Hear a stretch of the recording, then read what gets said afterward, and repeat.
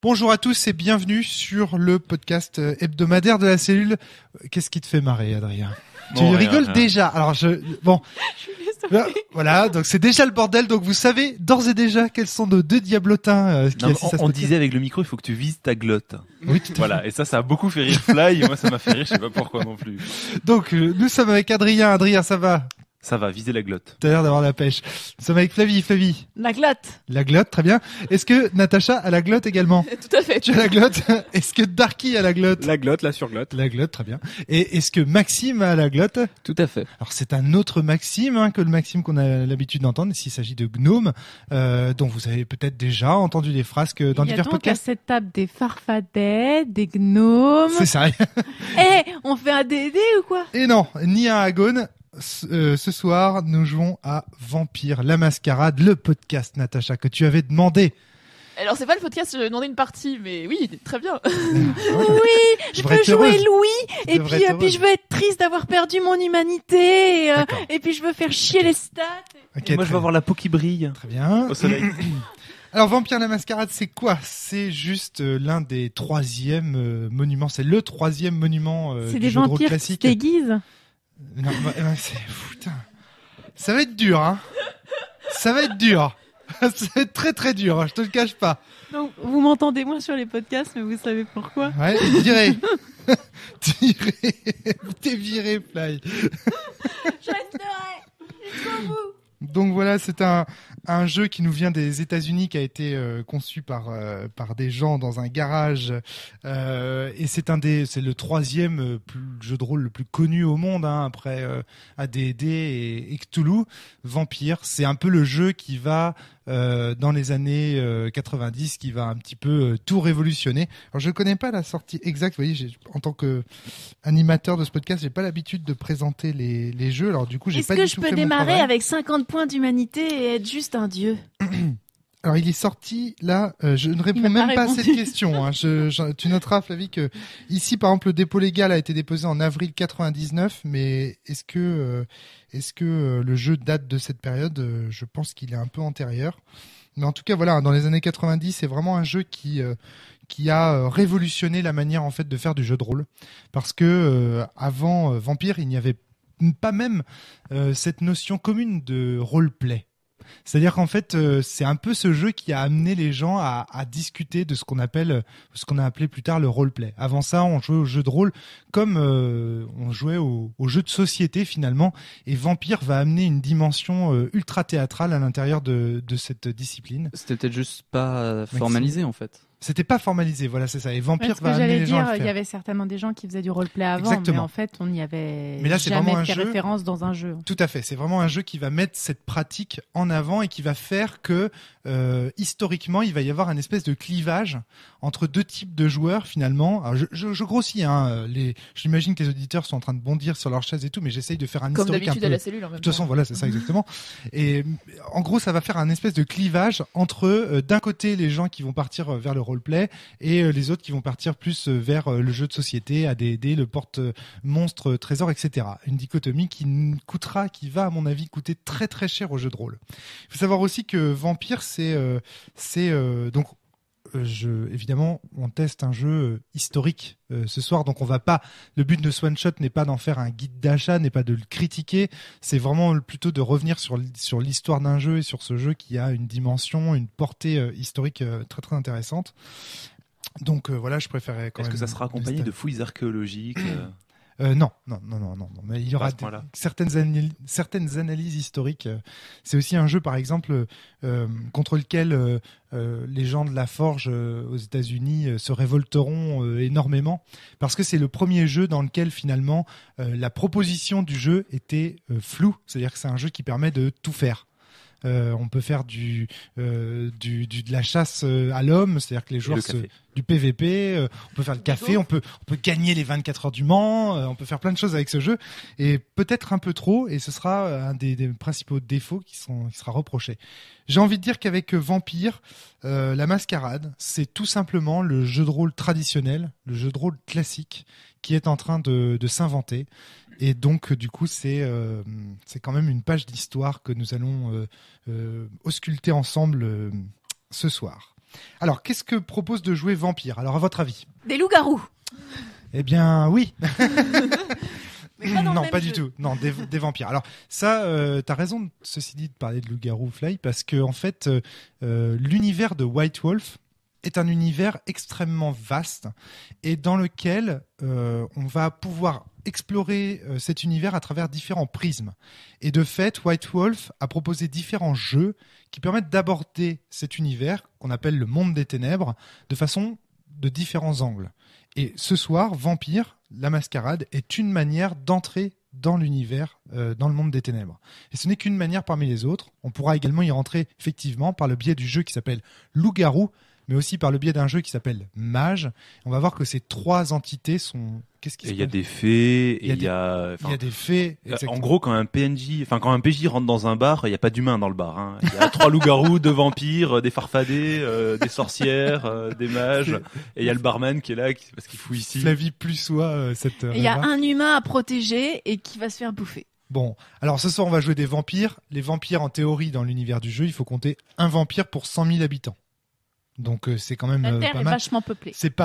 C'est pas non plus le bistrot de Robert qui est rempli de vampires. Il faut pas non plus déconner. Ceci dit, cette règle est rarement respectée. Hein. Il est pas rare que dans certaines campagnes, notamment menées à Saint-Malo, on se retrouve avec 5 ou 6 vampires à Saint-Malo intramuros. Hein. Ça, c'est pas rare. Mais ceci dit, là, ce que les consignes données dans la base, c'est un vampire tous les 100 000 habitants. Ce qui veut dire que ce soir, par exemple, si on joue ensemble en coterie, on va forcément devoir jouer dans une grande ville déjà. Quelque part. Après, c'est pas parce qu'il y en a un pour tous les 100 000 habitants que ça veut pas dire qu'il y a 2 temps, millions de Chinois où il n'y a pas de vampires et en fait, on les a tous ici en bonus. Quoi. Tout à fait, absolument. Donc ça veut dire qu'il n'y a pas de vampires chinois, Adrien. J'allais dire. J'en sais rien. Donc, il y a des vampires. En plus, il y a des vampires orientaux. C'est ce que tu voulais dire, Maxime? Alors, non, j'allais juste dire, vu le nombre de jeux de la licence Monde des Ténèbres, voilà. S'il y en a un pour 100 000 habitants, mais pour chaque race, au final, c'est un pour tous, ouais. On se rapproche quand même, oui, se rapproche quand même des 100% de la population qui en fait est un être magique d'une sorte ou d'une autre, non? C'est un petit peu le cas quand même. C'est vrai qu'il y a pas mal de créatures magiques dans cet univers. Mais ce soir, il y a des momies, il y a des zombies aussi, je crois. Oui, il y a plein de trucs. Il y a un bestiaire. Mais peut-être que complet. nous sommes tous magiques quelque part. J'ai pas osé le dire. Donc c'est un jeu où on joue des vampires qui va vachement insister aussi sur l'ambiance du jeu, c'est-à-dire que le compteur, c'est comme ça qu'il s'appelle dans Vampire, l'équivalent que le jeu de rôle classique appellera le maître du jeu plus tard, mais là ici dans Vampire, il s'appelle un compteur. L'ambiance, tu veux qu'on arrête de faire des blagues. Exactement, c'est là où je voulais en venir, c'est qu'a priori dans la partie, il va pas falloir faire des blagues comme ça à tout bout de champ, sinon vous allez tout simplement perdre la vie ou perdre de l'expérience. À partir de ce moment-là, nous sommes sombres et dépressifs. Exactement. Mais on est déjà des vampires, on peut pas perdre la vie, non? Alors là, il y a ce qu'on appelle la mort ultime, qui est le moment où le vampire perd la non-vie. Et donc, du coup, si t'inquiètes, tu vas pouvoir perdre la vie quand même. Et est-ce qu'il y a la non-vie ultime, hein, celle où tu gagnes la mort après la vie non-mort? Je ne répondrai même pas à cette question, monsieur Cahuzac. Et après combien de tours de jeu où t'as raté ton jet de dés, tu peux mourir? Donc voilà. Alors, le système de jeu rapidement, donc c'est du jeu de rôle. Non mais c'est-à-dire que je vous écoute plus en fait parce que si je fais en fait là on joue à Troll la mascarade. Si je m'occupe à chaque fois de vos digressions, je peux pas me concentrer sur ce que j'ai à dire. Donc le système de jeu, donc comme je vous l'ai dit, c'est un peu le jeu de rôle qui lance le JDR classique. Donc c'est un compteur qui est là comme arbitre et comme poseur des décors de l'univers et des joueurs qui vont être amenés chacun à interpréter l'un des vampires qui va parcourir cet univers. Donc c'est du jeu de rôle dit classique ou jeu de rôle traditionnel. Donc ça c'est au niveau du système de jeu ou du dispositif. Pour ce qui est du système de résolution des actions, alors là on va avoir un système en attributs, capacités, avantages. Et puis une classe un peu fourre-tout, c'est comme ça qu'ils la disent d'ailleurs, qu'ils l'appellent dans la base. C'est-à-dire qu'à chaque fois que vous allez devoir faire une action, vous allez faire un jet de attributs plus capacité. Par exemple, charisme plus arme à feu pour impressionner quelqu'un avec votre fusil de chasse, ou manipulation plus conduite pour influencer, pour manipuler la personne qui est assise à côté de vous et lui faire dire ce que vous voulez alors qu'elle est en passager sur votre bagnole. Exprès, là, je cite des trucs qui sont un peu bizarres, des mélanges qui sont un peu bizarres, mais en gros, ce mélange d'attributs plus capacité sachant que les attributs c'est force, dextérité, vigueur, charisme, manipulation, apparence, perception, intelligence et astuce. Et les capacités que je ne vais pas tous citer, mais qui sont de l'ordre de vigilance, bagarre, esquive, arme à feu, mêlée, linguistique, médecine, etc.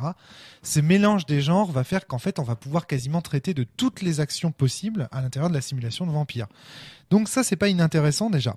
Autre originalité de la fiche, si on regarde par rapport au système, c'est qu'elle invite les joueurs à cocher des petits ronds. Et ça a marqué des tas de rôlistes, des générations de rôlistes entiers.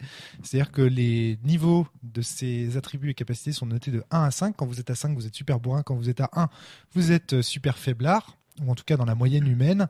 Et en fait, vous allez devoir cocher vos ronds pour savoir à quel niveau vous êtes. Alors forcément, de nos jours, ça paraît absolument pas original, mais à l'époque, c'est assez intéressant. Dans mes souvenirs, c'était il y a fort lointain, ma fiche, elle avait fini par être toute dégueu à force de cocher et décocher des trucs. Alors oui, mais c'est pas les points de capacité d'attribut, c'est les points d'humanité, de volonté et ta réserve de sang qui était dégueulasse. Parce qu'effectivement, on va avoir en bas dans la rubrique fourre-tout. C'est une réserve de sang contaminée. Alors, il peut être contaminé ce sang, mais on va peut-être pas en parler au micro dans la présentation, mais effectivement, le sang que les vampires ingèrent a les capacités que de la personne d'où il provient. Typiquement, vous êtes en train de sucer le sang de quelqu'un qui est sous, le vampire va être bourré aussi. C'est intéressant quand même à savoir. Bon, mais ça, c'est un détail par rapport... Viens, on va se prendre une cuite. J'ai choisi un super bourré. Donc, putain, j'avais fait une blague de merde. Fly, tu m'entraînes dans le monde des ténèbres. Humanité. Donc, tout ce qui est voix, justement, volonté et réserve de sang, ça va être effectivement, c'est là, Fly, que tu disais tout à l'heure que tu avais beaucoup gommé et beaucoup changé. Ça va être en fait des réserves de points qui vont évoluer au cours de la partie. Et donc du coup, par exemple, pour faire des actions, vous allez parfois avoir besoin de dépenser ce qu'on appelle des points de sang. Donc c'est votre réserve de sang qui est là. Et en fait, vous allez les cocher, enfin les décocher, les cocher au fur et à mesure. Et donc c'est ça qui cradosse les fiches. Trous dans les feuilles. Exactement. À la fin, ça fait vraiment des trous. Alors, vampire, parce que c'est bien beau de dire on joue des vampires, mais ça ne dit pas vraiment quels sont les propos et les problématiques que nous amènent à jouer vampire. Alors, il y a plusieurs problématiques. Bon, celles abordées en général par les œuvres de vampires, je vais peut-être pas les reciter. Il y a la problématique, bien sûr, de l'humanité, c'est-à-dire de l'immortalité. Ça, c'est des problématiques traversées par vampire. Et il y a une problématique qui est particulière à vampire, je pense, c'est la bataille qu'il y a entre la part d'humain qui est en vous en tant que vampire et la part de bestial qui est en vous. Parce que lorsque vous êtes passé en mode vampire, vous êtes devenu une créature du monde des ténèbres et donc une bête. Et vous allez devoir en fait finalement lutter contre votre bête intérieure et contre votre violence, contre vos pulsions de destruction et de mort. Et ça, à mon avis, c'est une particularité de... Alors non, Natacha, t'as l'air de dire que c'est pas... En fait, c'est pas ça, c'est que moi, je connais pas du tout cet univers-là. Et en fait, je pensais au mythe du vampire qui, pour moi, n'est pas une bataille contre la pulsion de mort, mais une bataille contre la pulsion d'éros. Donc, enfin, de sexe. L'amour, ouais, le sexe. Et sensualité. Alors, les vampires, justement, dans Vampire la Mascarade, sont assez asexués au sens où non pas au sens où ils ont des appareils génitaux, ça y a pas de souci, hein, ils sont pas des anges, mais par contre le plaisir sexuel ne leur fait plus rien parce qu'il est remplacé par un autre plaisir qui est celui de boire du sang. Mais oui, mais c'est ça. Et en donc... fait, pour moi, la problématique la volupté, du coup, la volupté de boire du sang symbolise la volupté sexuelle. Alors, c'est une des problématiques, effectivement. Si c'est ça que tu entends par effectivement le plaisir lié à la. Oui. D'accord. Alors oui, effectivement, c'est une des. Mais là, tu vois, la bête, justement, dans Vampire, apparaît lorsque justement ton sang est au minimum. Enfin, c'est-à-dire que la frénésie, l'état de frénésie va apparaître lorsque tu n'as plus de sang en toi. Donc, lorsque tu es au bord de la mort ultime dont on parlait tout à l'heure avec Adrien, c'est-à-dire le moment où tu n'as plus d'énergie. Et moi, en tout cas, je trouve que à l'époque, je trouvais que c'était une des originalités du jeu d'aborder les vampires sous cet aspect-là, de l'aspect perte de soi-même, maîtrise de soi, qui est une vertu, une des vertus principales de Vampire, est mise bien en avant dans les avantages du jeu. Et je trouve ça intéressant, la maîtrise de soi. On pense pas à ça quand moi, je suis désolé, mais quand je pense Vampire, je pense immortalité. Je pense bois du sang, je pense violence éventuellement, oui, je pense sexe, bien sûr, mais depuis Anne Rice en fait, beaucoup, qui est une des sources d'inspiration principales de. Oui, parce que moi je vois déjà ça. Alors j'ai pas lu Dracula, ma grande honte, mais tu trouves que la maîtrise de soi, alors la maîtrise de soi, je sais pas, mais je vois déjà le. Oui, non, maîtrise de soi, oui, effectivement. C'est vrai, c'est spécial quand même. Non, mais oui, effectivement. Donc si Anne Rice est une inspiration, oui, c'est logique. Peut-être que c'est pas original et que là, je prends des vessies pour les C'est un peu la santé mentale de. Mais oui, vampire. Ben, un petit peu, ouais, c'est un petit peu ça, mais oui, mais c'est complètement ça. Sauf que là, ça devient le propos du jeu, tu vois, de résister à la bête intérieure. Bon, après, c'est qu'un des propos du jeu. Encore une fois, il y en a plein, on peut en aborder plein. C'est le problème et l'avantage de Vampire. C'est ce qui fera le grand succès de Vampire, c'est qu'on peut aborder beaucoup de choses à travers ce jeu, mais c'est aussi, à mon avis, ce qui fera sa faiblesse, c'est qu'on peut tellement tout aborder que ça finit par ne ressembler à rien. Listes de alors moi, j'ai pas trop joué à Vampire, mais par exemple dans Loup-Garou, les listes de pouvoirs qui sont là pour de la baston, et où du coup, c'est utile quand tu fais des scénars où tu vas taper du vampire, taper dans le monde des rêves, etc. Mais qui en fait, en général, ne servent à rien, parce que quand tu joues à Loup-Garou, tu joues pas vraiment à ça. Alors, dans Vampire, je pense qu'il y a la même chose. Dans Vampire, tu as ce qu'on appelle les disciplines, qui vont augmenter en fait les degrés de perception du vampire, et c'est des listes pareilles.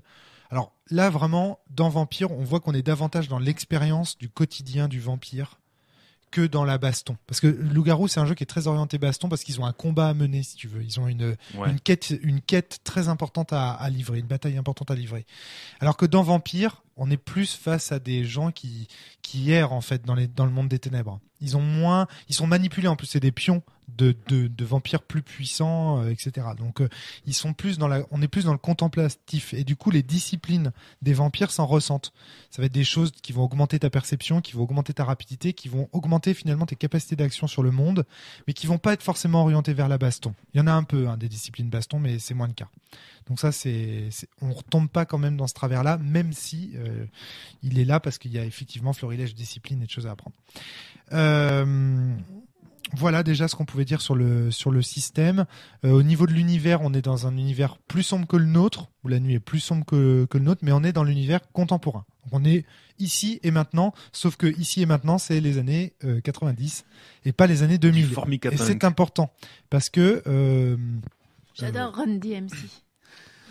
On n'a pas de portable, par exemple. Ouais. On n'a pas de téléphone portable, on n'a pas d'internet, enfin, ou en tout cas le début. C'est en train de passer, c'est vachement exactement, bien. c'est ça. Donc ça, faut pas l'oublier quand même. Ça peut jouer dans les parties qu'on va faire tout à l'heure. Donc on n'aime pas Buffy.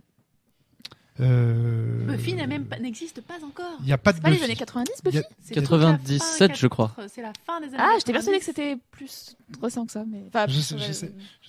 Ouais, Darky. Je voulais juste savoir, dans la base, c'est écrit que c'est dans les années 90 ou c'est écrit que c'est contemporain? Quand on le prend aujourd'hui, on est censé jouer aujourd'hui? C'est écrit que c'est contemporain, mais on sait dans l'histoire du jeu, je peux pas trop vous en dire, qu'il va se passer quelque chose à l'aube du nouveau millénaire qui va faire qu'on va changer d'époque. D'accord, donc c'est forcément avant le nouveau millénaire, okay. Si tu veux. Enfin, en tout cas, là, je parle que de la base principale. Il faut que les auditeurs sachent quelque chose. C'est un peu comme INS, que si j'ai en tête, c'est qu'il y a quand même une storyline importante. Et donc, tu peux jouer un peu n'importe comment, mais tu peux aussi jouer autour des secrets de l'univers. Exactement. Et donc, c'est important de se fixer un peu une époque. Et c'est vrai qu'il faut le dire, Vampire est aussi un jeu à secret. C'est-à-dire que vous commencez, vous êtes un vampire qui ne sait rien, et quand même il y a beaucoup de scénars d'exploration qui tournent autour de découvrir d'où viennent les vampires, qui a été le premier vampire, pourquoi on souffre de cette malédiction, quel est le sens de notre vie en tant que vampire, pourquoi est-ce qu'on se bat. Et je garantis aux gens qui iront jusqu'au bout de cette quête des véritables révélations métaphysiques et assez intéressantes. Moi, j'ai adoré cette exploration de l'univers par le biais des secrets. Quand tu pousses à fond, c'est super intéressant. Alors, le défaut qui va avec ça, c'est que par contre, eux, en tant que développeurs du monde des ténèbres, ils sont un peu partis dans tous les sens, et qu'il faut savoir que eux, en tant qu'auteurs, ils sont pas à l'abri de certaines contradictions. C'est-à-dire que il y a certaines révélations qui sont annoncées dans Loup-Garou. Quand on lit dans Vampire, il se passe des choses totalement différentes, et inversement. C'est-à-dire que c'est pas très cohérent. Mais il y a quand même une trame de fond qui est très intéressante et qui mérite quand même d'être explorée et saluée, je pense. Mais on aura l'occasion d'en reparler après la partie. Voilà ce qu'on pouvait dire déjà. Et maintenant une page de pub. Et tout de suite une page de pub, absolument. Allez, c'est parti, on va jouer.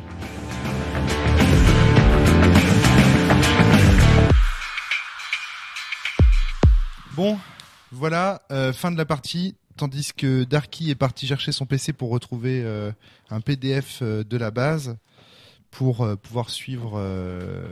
que nous avons scanné pour ne pas être dans l'illégalité. Hein. Tout à fait, puisque nous sommes avec la base, la véritable base, hein, on peut l'entendre. Cette base magnifique, toute verte avec cette rose. Base qui est de 1999, et comme on l'a vérifié tout à l'heure sur le net, Darky, tu nous confirmes que le jeu est bien de 1992. Tout à fait. 11. Voilà, ça. Très bonne année. Alors, fin de la partie, on en a chié. Hein. C'était dur. Moi, en tant qu'OMJ, j'en ai chié, j'ai la voix défoncée. Qu'est-ce que vous pouvez dire sur cette partie ? Natacha, j'ai l'impression que tu disais que le jeu se prêtait davantage au GN qu'au jeu de rôle. Alors, pourquoi tu dis ça ? Ce dont j'ai perçu ce soir, et assez rapidement, puisqu'on avait tous l'air d'avoir des objectifs complètement antagonistes, c'était que effectivement, ça se prêtait beaucoup plus à la murder ou au GN, dans le sens où on a besoin de faire des apartés entre joueurs, on a besoin de faire des apartés avec le MJ ou l'orga en murder ou en GN. Ouais. Et on est tous les uns contre les autres au début, ou en tout cas on est tous méfiants les uns envers les autres. Ça, c'est clair.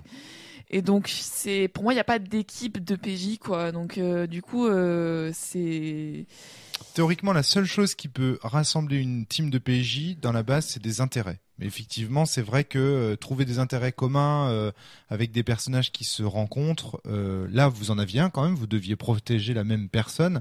Après, chacun d'entre vous avait un peu sa vision de la manière de protéger la personne. C'est ça. Enfin, puis moi, j'aurais très bien pu décider de prendre sa place parce qu'en fait, elle était vraiment trop faible depuis le temps. Ah bon, oui, tout à fait. Dans le scénario déjà, mais on parlera des personnages et de leurs intérêts. On arrivait dans une situation où on pouvait chacun se fixer nos objectifs. Hein. A priori, c'était de protéger quelqu'un, mais c'était pas loin d'être le cas. Oui, on raconte rapidement la fiction et les personnages. Donc, vous arrivez, vous êtes tous liés plus ou moins à un personnage de l'Elysium de Rennes. Vous devez protéger Anne de Bretagne, qui était, moi j'ai inventé ce scénar sur le coude, c'est pas du tout officiel, ça n'a rien de la base, etc. Vous devez protéger Anne de Bretagne, qui est la princesse de Rennes dans la région. Vous êtes plus ou moins dans l'entourage. Toi, Roland, Adrien, oui. Tu es son frère. Vous avez le même sire. Toi, le Nosferatu, Maxime. Tu es son conseiller de l'ombre. C'est ça. Grise. Je jouais l'informateur. Oui, c'est ça. J'étais un Nosferatu, donc chauve, laid et obèse en plus. Le trésorier de l'ombre. Le trésorier de l'ombre, exactement, celui de l'informateur de la reine. Flavie, toi, tu jouais une Ventrue qui avait été dépêchée par son boss pour protéger Anne de Bretagne. Oh oui. Parce que tu savais qu'elle était au centre d'un complot qui était fomenté par des toréadors. Ventrue, quoi. Voilà. Donc les Ventrue voulant garder la cité à leur contrôle. Nous gérons la Camarilla, nous sommes le droit, laissez-nous vous gérer. Darky, toi tu jouais... Mon sire était le bras droit de Anne de Bretagne. Tout à fait. Et comme tout le monde le sait, dans tout bon scénario, le vizir, c'est le traître. Voilà, j'étais dans une sacrée position. J'étais le gars qui était avec l'équipe qui allait foirer, quoi. Voilà, en fait, t'étais l'infant du traître, c'est ça. Donc il est le sénéchal d'Anne de Bretagne et qui fait finalement la trahir. Et toi, Natacha, tu jouais une amie d'Anne de Bretagne, une vieille amie vampirique. C'est ça. Très ancré dans la foi, ou en tout cas le personnage humain de base, je le voyais comme très ancré dans la foi, et donc avec des problématiques autour de ça. Et donc, comme Anne de Bretagne, enfin les craintes d'Anne de Bretagne vis-à-vis du complot venaient de rêves, où elle voyait le Parlement de Rennes brûler. Il faut savoir que le Parlement de Rennes a vraiment brûlé. Donc, elle croyait que elle était la victime, qu'elle serait la victime des flammes de l'enfer. Elle voyait le feu du ciel se déchaîner sur elle. Et donc, elle a fait appel à toi pour un petit peu avoir sa conscience auprès d'elle. Il y avait Roland, le bras droit un peu bourrin, qui disait attends, bourrin. Tous les tuer. J'avais un petit côté bourrin, mais j'étais intellectuel aussi. Oui, tout à fait. Philosophe. Bourrin, mais philosophe. J'ai regardé par-dessus ton épaule un petit peu, et effectivement, c'est pas la catégorie physique et pas celle où tu as mis le plus de points. Tu savais lire, c'était ça? De quoi? Non, c'est qu'en fait, il y a 3 catégories de caractéristiques pour ceux qui ne connaissent pas le jeu. Comme moi qui t'ai arrivé naïf, donc il y a physique, social et mental. Oui. En l'occurrence, il a mis plus de points en mental qu'en physique. Exactement. Oui. Mais ça s'est pas vu dans le scénar. Tu n'as pas du tout utilisé tes points mentaux au final. Ben, je suis allé bouquiner un petit peu ce qu'elle avait lu. Oui, c'est ce que je disais, tu sais lire. Conseil, mais... si, il a fait du conseil, et je veux pas dire, mais à un moment donné, il a même été dans l'esprit d'Anne de Bretagne pour lui modifier des choses dans le cerveau. Ce qui montre quand même que c'était un mentaliste quelque part. Attention, c'est pas... Oui, c'est plus vers la fin du scénar qu'on s'est chié dessus tous les deux. Mais en même temps, on s'est laissé aller. Chaque chose en son temps. Donc d'abord, il y a une phase d'enquête à l'Elysium. Donc c'est vraiment un scénar de base de vampire. Alors, moi, je vais faire juste une petite remarque. Adrien. C'est vraiment du scénario de base. Il y a une époque où mes joueurs, je leur aurais fait jouer ça, ils auraient tué le vizir avant de poser la moindre question. D'accord. Parce que je veux dire, le vizir qui est un traître, c'est du vu, revu, cliché, recliché. C'est ultra cliché. Moi, j'ai vraiment suivi les conseils de la base. C'est votre premier scénar. Faites ça, quoi. Enfin, au début, j'ai failli dire je vais coincer le vizir dans un coin, je lui fous un coup de boule. Mais c'est faux. Est-ce que tu l'aurais vraiment fait parce que c'était pas spécialement ton intérêt? T'aurais pu sauver la mise et prendre la place de. Enfin, au final, tous les intérêts liés faisaient que t'avais pas spécialement intérêt à court-circuiter le scénar là, même en le connaissant à l'avance. Bon, en même temps, vous dites que c'est évident. Non, mais c'est pas. Adrien. Oui, je dis que c'est un scénar cliché, mais c'est pas non plus. Enfin, voilà, j'ai pas. En même temps, le doute subsistait parce que j'avais mis des fausses pistes avec des faux indices pour pointer vers quelqu'un d'autre. Oui, et après, quand on place des clichés, après on se demande si c'est pas justement pour les détourner. Voilà. Si tu jouais pas un double jeu. Oui, mais t'as cliché. Je comptais vachement là-dessus. En fait, je me disais, c'est tellement évident. En plus, le mec, il l'appelle la grosse dinde en parlant de la Bretagne. Je dis, c'est tellement obvious qu'ils vont pas y penser. En fait. Là, je pense que t'en faisais un petit peu trop. C'est-à-dire que quand tu l'appelais Anne de B ou la grosse dinde. Moi, ce que je voyais, c'était Romaric qui donnait ce nom-là parce que c'était fun pour lui. Et je voyais pas les PNJ le dire, donc j'osais pas leur rentrer dans l'art en disant waouh, tu t'appelles pas ma sœur comme ça. C'est vrai. Mais au final, lui, il est assez proche des jeunes et des gens. Ce personnage Gassman, rapidement, c'est un esthète qui essaye de se rendre de jeunes un peu quoi, dans l'attitude et tout ça. Et c'est pour ça qu'il fait des enfants assez jeunes, donc comme le personnage de Darky, pour en fait faire de la prospecte et essayer de rester à la page entre guillemets des modes et des tendances. Donc du coup j'en ai rajouté un petit peu, mais j'en ai peut-être rajouté un petit peu trop. En fait sur sa façon de parler, je voyais juste irrespectueux et je voyais pas forcément le côté Jones moi après. Bon. D'accord, je me suis trompé d'interprétation. Mais c'est peut-être parce que toi Romaric tu ne fréquentes plus de Jones et tu ne sais plus vraiment comment il parle. Non mais c'est plus trop Jones dans ta tête. On est dans les années 90 dans le scénario quand même. Donc je suis sûr que dans les années 90, Anne de Bretagne on l'appelait Anne de B. Ça j'en suis sûr. Après savoir mais bon. C'était ton lycée, c'est peut-être. Non, mais peut-être sur la description physique ou de sa façon de s'habiller ou de se comporter, je sais pas. J'avais fait des monstres détails sur les habits des personnages. Je vous en ai décrit Anne de Bretagne, et j'ai pas. Non, j'ai pas décrit les autres costumes parce que j'ai pas eu le temps. Il y a tellement de choses à penser. Non, mais c'est pas grave. Enfin, c'est du détail. Quoi. Ce que je voudrais dire, c'est que à l'époque où j'ai joué un peu à Vampire, j'avais trouvé ça trop bien et tout. Et force est de constater que déjà à l'époque, on avait dû vachement changer le système. Hein.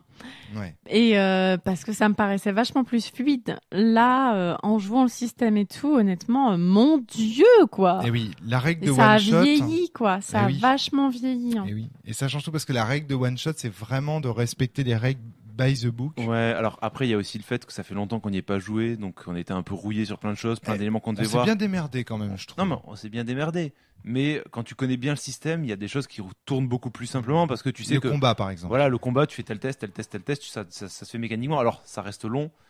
Mais voilà, il faut prendre des automatismes. Et là, on avait pas mal de trucs à vérifier. Attends, mais les dégâts que je prends, est-ce que je peux les encaisser? Ça s'encaisse comment? Les aggraver, ça vient quand? Alors les malus, est-ce que je peux les annuler en utilisant des points de sang ou des points de volonté? J'arrive pas à le trouver. Enfin... Et il faut savoir que moi, j'ai préparé... Alors, j'ai longtemps joué à Vampire, parce que c'est mon premier jeu, mais j'étais pas en tant qu'OMJ, j'étais en tant que joueur. Et à mes côtés, j'avais des joueurs qui étaient super experts et tout du jeu, donc moi j'étais surtout basé sur la narration et les combats, je les leur laissais. Pour tout vous dire, je jouais un salubrien, c'est un guérisseur gentil. C'est vraiment le chevalier Andromède de la coterie de l'impossible, quoi. Et du coup, je combattais quasiment jamais ou avec une arbalète dont je connaissais parfaitement les règles. Donc les règles de combat, je les avais pas trop travaillées. Résultat, cette semaine, j'ai dû rebosser toutes les règles de combat de la base. Et évidemment, je les ai revus et tout, ça allait, la base, je l'avais. Mais les détails, quand tu me posais des questions de détails, genre techniquement, est-ce que je peux dépenser 1 point de sang pour guérir d'une blessure létale immédiatement pendant le combat et tout, tous ces détails-là, ils te sortent de l'esprit, franchement. Enfin, non, en plus tout est réparti à gauche, à droite. Non, c'est super. Il y a énormément d'éléments. C'est super dur, quoi. Donc, si tu joues toutes les semaines, tu peux. Oui, voilà. Mais sinon, c'est compliqué. C'est ça. Natacha, tu veux parler? Oui, du coup, moi, ça me paraît être alors, on a dit qu'on faisait pas de critique parce que c'est un jeu qui est sorti il y a longtemps, tout ça, mais ça me paraît être un problème parce que du coup, ça veut dire qu'il faut que tu prennes le temps d'apprendre à jouer pendant un scénar quand t'es débutant. Enfin, moi, vraiment, ce genre de jeu, ça m'insupporte parce que. Enfin, alors j'aime beaucoup l'univers, j'aime beaucoup l'ambiance, etc. Mais les jeux où il faut faire 15 milliards de calculs et se rappeler de toutes les capacités que tu as sans arrêt, ça me prend la tête au bout d'un moment. Alors, c'est vraiment en pratique, ce qui va se passer, c'est que tu as 2 types de MJ. Tu as celui qui va respecter strictement la règle, et tu vas te retrouver avec des combats de 2 heures. Oh, peut-être pas 2 heures, ça peut aller très vite. Une fois que tu maîtrises les règles, ça peut aller très vite. Ou alors tu vas avoir l'autre genre de MJ qui va simplifier à fond tout ça et va faire une petite popote maison. Alors justement, on en parle très très souvent sur la cellule, on vous parle de cette fameuse clause de l'indifférence de l'auteur vis-à-vis de ses règles, et c'est vrai que souvent les gens nous disent mais où est-ce que vous avez lu ça, on voit jamais ça, etc. Alors là vous pouvez la trouver dans cette version d'Hexagonal sortie en 1999, c'est la fameuse version verte avec la rose dessus, Vampire la Mascarade, et s'appelle la règle d'or. La règle la plus importante, selon les auteurs de Vampire, est en fait la seule règle importante, à savoir la suivante, il n'y a pas de règle. Point. Voilà ce qu'ils appellent la règle d'or. Vous vous rendez compte ? Ce jeu doit être ce que vous voulez qu'il soit. Que ce soit une chronique politique sans faire usage du moindre dé ou une campagne tactique de longue haleine, à chaque joueur, où chaque joueur contrôle une petite coterie de vampires. Si les règles présentées dans ce livre vous gênent, pour profiter pleinement du jeu, changez-les. Point. Mais du coup, pourquoi ils ont vendu un bouquin ? Vous vous rendez compte ? Alors, boss, ça c'est la fameuse... En gros, traduction, on a fait un super univers, on a plaqué des règles dessus, ça fonctionne pas trop mal d'après nous, mais alors, allez-y. Il y a plusieurs choses à dire sur cette règle d'or. D'abord, sa situation dans le livre. Elle est page 191 dans le livre, juste après une partie des règles de l'action, une partie des règles des lancers de dés, etc. À mon avis, la règle d'or ne s'applique pas au système de jeu. Elle s'applique au système de résolution ici. Et lorsque les auteurs de Vampire parlent de la règle d'or et disent le système n'est pas... Donc voilà. Néanmoins, je pense que ce qui est au cœur du système de Vampire, c'est le système du conteur et de l'art du conte. Ce qu'ils appellent leur fameux système storyteller, où ce qui va vraiment compter, c'est le conteur et les joueurs autour de la table. Et là, par contre, pour le conteur, il y a tout un tas de conseils à la fin de la base. Et là, sur ces conseils-là, ils reviennent pas dessus en disant faites ce que vous voulez. Ils se disent voilà, ça c'est des conseils qui sont importants, c'est l'art du conte, c'est notre truc important. Donc attention, c'est-à-dire que ici la clause d'indifférence de l'auteur vis-à-vis de ses règles, j'ai l'impression, mais c'est une interprétation, qu'elle ne concerne que le système de résolution. Je rapprocherais ça du one shot sur Hurlement. Il y avait un petit peu ce même effet où il y avait des règles de combat, des règles de résolution qui, d'après ce qui avait été dit dans les commentaires, Jean-Luc Bizien lui-même disait qu'il les avait mises parce qu'on lui avait demandé d'en mettre, mais que lui-même ne les utilisait pas. Donc j'ai l'impression que c'est un petit peu ce même vestige de jeux tels que Donjons et Dragons où les règles étaient omniprésentes et régissaient tout, et que dans l'évolution, ils n'ont pas pu se permettre de les amputer complètement. Ouais. Et donc ils ont fait quelque chose, mais ils devaient sans doute jouer sans, et jouer eux-mêmes avec leur compote. On trouve la règle d'or, elle vient ici en fait pour atténuer l'importance du système de résolution. À mon avis, c'est une des premières règles d'or qu'on trouve dans un jeu de rôle. Parce qu'en fait, le but du système storyteller, c'est l'histoire doit être au centre de tout. Et au final, ce qu'ils veulent dire, c'est le système de résolution est moins important que notre système de jeu, à savoir un MJ, des joueurs et le système de l'art du conte. En gros, si le système de résolution vient créer des problèmes dans la narration et dans l'histoire, c'est qu'il va à l'encontre du but du système de la proposition du système de jeu. C'est excellent. Tu viens de citer la base sans le savoir, tu viens de faire une citation de la base de Vampire. En effet, il est écrit « Dès que l'histoire rentre en conflit avec les règles, c'est elle qui doit l'emporter ». Est-ce que vous comprenez ? Moi, ça me passionne, ça. C'est vachement intéressant. C'est-à-dire que là, on est au moment, avec Vampire, historiquement, on est dans un basculement où le jeu de rôle classique va commencer à devenir finalement la règle d'or. Et la règle d'or, ce sera de faire en sorte que le système de résolution, finalement, on s'en fout. Et c'est le système de jeu. J'ai l'impression que vous êtes tous en train de vous endormir. Non, pas du tout. Mais pour moi, c'est vachement important parce que à mon avis, c'est un basculement dans l'histoire du jeu de rôle qu'on voit là avec la règle d'or. Ça doit être un des premiers jeux de rôle qui dit ne faites pas attention à mon système de résolution, faites plus attention à mon histoire qu'à mon système de résolution. Ouais, je trouve un truc, c'est que ça pose vraiment une vraie dichotomie en fait. Il y a les règles d'un côté et il y a l'univers de l'autre avec les joueurs autour de la table. Oui. Et genre, c'est séparé. Voilà, alors que c'est pas vrai. Et du coup, je pense que ça a amené plein de gens à se dire, j'ai un super univers. Avec mes potes, on arrive à y jouer. Et en fait, j'ai trouvé un système pas trop mal avec des caracs et des compétences. Je l'ai mis dans le bouquin parce qu'il fallait. Mais en vrai, personne ne va l'utiliser parce que c'est un système de merde. Et de toute façon, c'est pas ça qui est important. C'est ça. C'est-à-dire qu'on est au moment où les règles du jeu deviennent uniquement le système de résolution, deviennent uniquement des entités contraignantes qui viennent à l'encontre de l'histoire. Et donc on a oublié que le jeu de rôle, c'était un jeu de société comme les autres, dont les règles n'allaient pas à l'encontre de l'histoire, mais devaient la favoriser, la supporter. Natacha, tu voulais dire quelque chose? Maxime, non, comme je disais qu'on était en train de s'endormir, moi je disais que j'avais déjà failli m'endormir pendant une partie parce que le système de résolution avait été privilégié par rapport à l'histoire. D'accord. Et là, en fait, dans la partie de Vampire, c'est un petit peu ce qui s'est passé. Je me suis pas endormie, mais parce que en même temps, voir se débattre les autres personnages, c'était aussi intéressant quand même malgré tout. Mais c'est vrai que c'est bon, et c'est aussi, ça a aussi trait à l'individualisme des objectifs. C'est vrai que quand on est mis en retrait et soit par l'individualisme et qu'on n'est pas présent, soit parce qu'il faut qu'on fasse 15 milliards de calculs. Bon, alors je lance tel dé, machin. Ça, au bout d'un moment, ça fatigue. Ouais. Mais tu vois, mine de rien, le système de résolution t'a mis à l'écart de l'histoire, en fait. Mais nous, le but de One Shot, c'est de respecter le système de résolution. Sinon, ça rime à rien. Si on applique la règle d'or de Vampire et qu'on joue uniquement dans le monde des ténèbres avec le système de l'art du conte, mais on joue plus à Vampire. Enfin, en tout cas, c'est ce que la cellule soutient. Et enfin, je sais pas ce que les gens pensent autour de cette table, mais Maxime, tu voulais ajouter quelque chose? En fait, c'était par rapport à ce que tu viens de dire. Donc, on n'a pas spécialement résumé la fiction, mais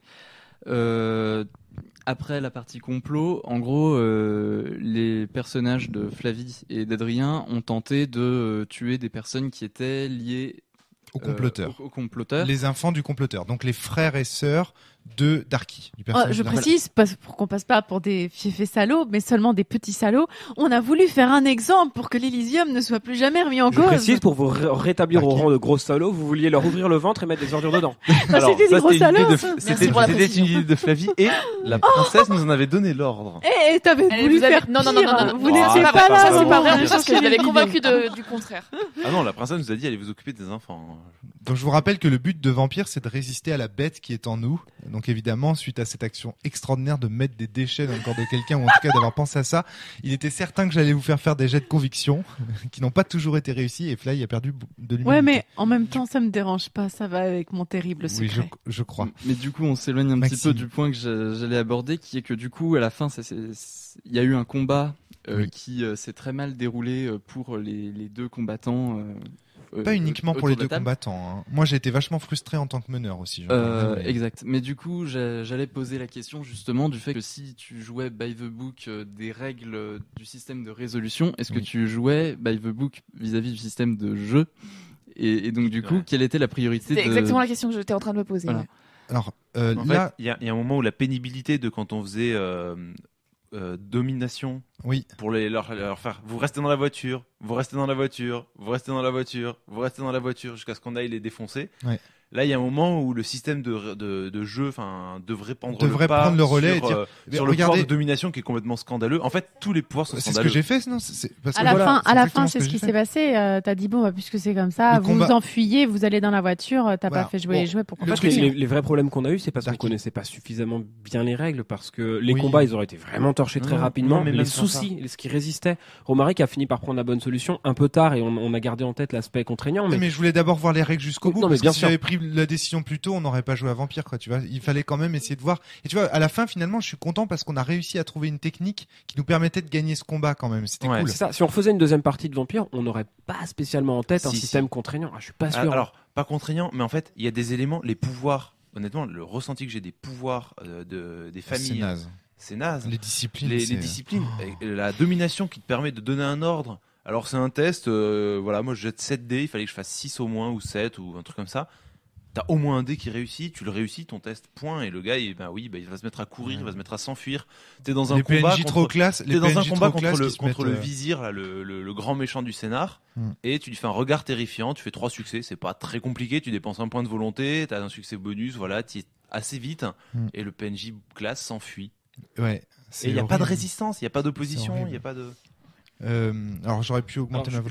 J'ai une question dans Warhammer. Darky, puis Natacha, puis Flavie, puis Maxime. Dans Warhammer V2, t'as un truc comme ça qui est si ton grand méchant perd sa classe ou se fait tuer tout de suite, t'as le droit de le remplacer ou t'as le droit de complètement tricher tes jets pour qu'il garde sa classe. Mais dans ce cas-là, c'est la règle d'or. C'est la règle d'or, c'est-à-dire que je change tout. Donc t'aurais pu le faire par exemple.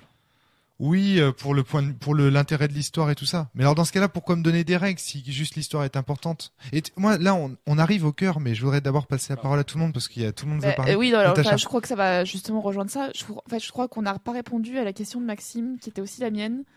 Ou alors, je n'ai pas répondu à la question que j'ai compris être celle de Maxime, qui en tout cas est la mienne. Natacha.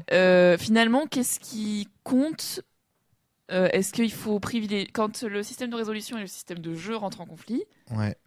Qu'il faut privilégier. Ça n'a pas de sens comme question en fait. Le jeu t'explique qu'il y a une dichotomie entre les deux, mais aujourd'hui on sait que c'est insensé de poser la question comme ça. Ça c'est le premier point. Deuxième point, ici dans la base, si on estime que cette dichotomie a du sens, d'accord, dans la base c'est clair, c'est l'histoire qui doit prendre le pas sur le système de résolution. Le système storyteller te dit quand une règle vous fait chier, oubliez-la. Donc là le coup du combat qui était chiant, on aurait pu dire allez on l'oublie. Le problème, c'est le consensus. Et ouais.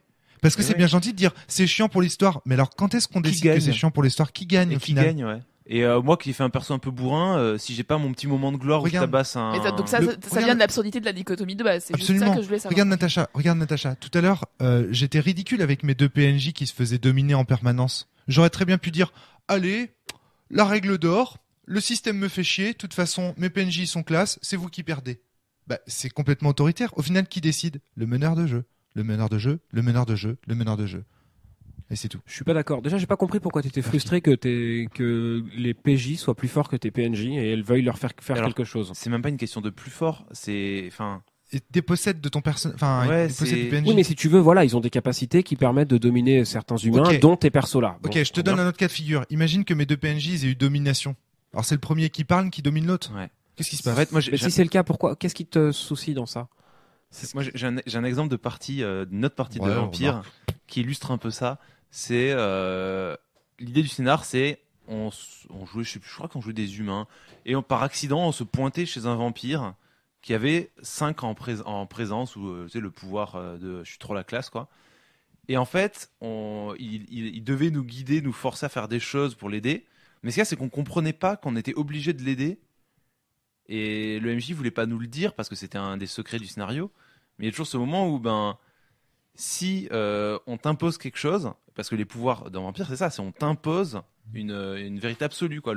Tu ne peux pas m'attaquer. Tu vas tuer ce mec-là. Il y a vraiment des absolus qui sont énormes dans les pouvoirs de vampire. C'est frustrant parce qu'on te dépossède complètement de ton personnage. En fait, voilà, c'est ça, c'est juste que je trouvais ça triste. En tant que PJ, je suis d'accord, mais en tant que PNJ, t'as rien. En tant que meneur de jeu, je trouvais ça triste, en fait, c'est tout. Au final, je comprends. Ça a amené l'histoire vers un endroit intéressant. Oui, une décharge. Et un combat épique. Une décharge et une situation qui était, un combat épique. C'était un combat perdu d'avance aussi, en fait. C'était un combat épique. Non, je veux dire, c'était un combat assez dur. Perdu d'avance, tu vas encore me ressortir. Écoutez le podcast du Val, il nous saoule avec son perdu d'avance depuis des années. Ce que je veux dire, c'est que c'était un combat dur pour un côté. Quoi. En fait, un autre truc, moi, par exemple, qui m'a frustré, c'est le côté du. C'est des. C'est quoi déjà leur toréadors. C'est des toréadors. Vous pouvez pas leur mentir.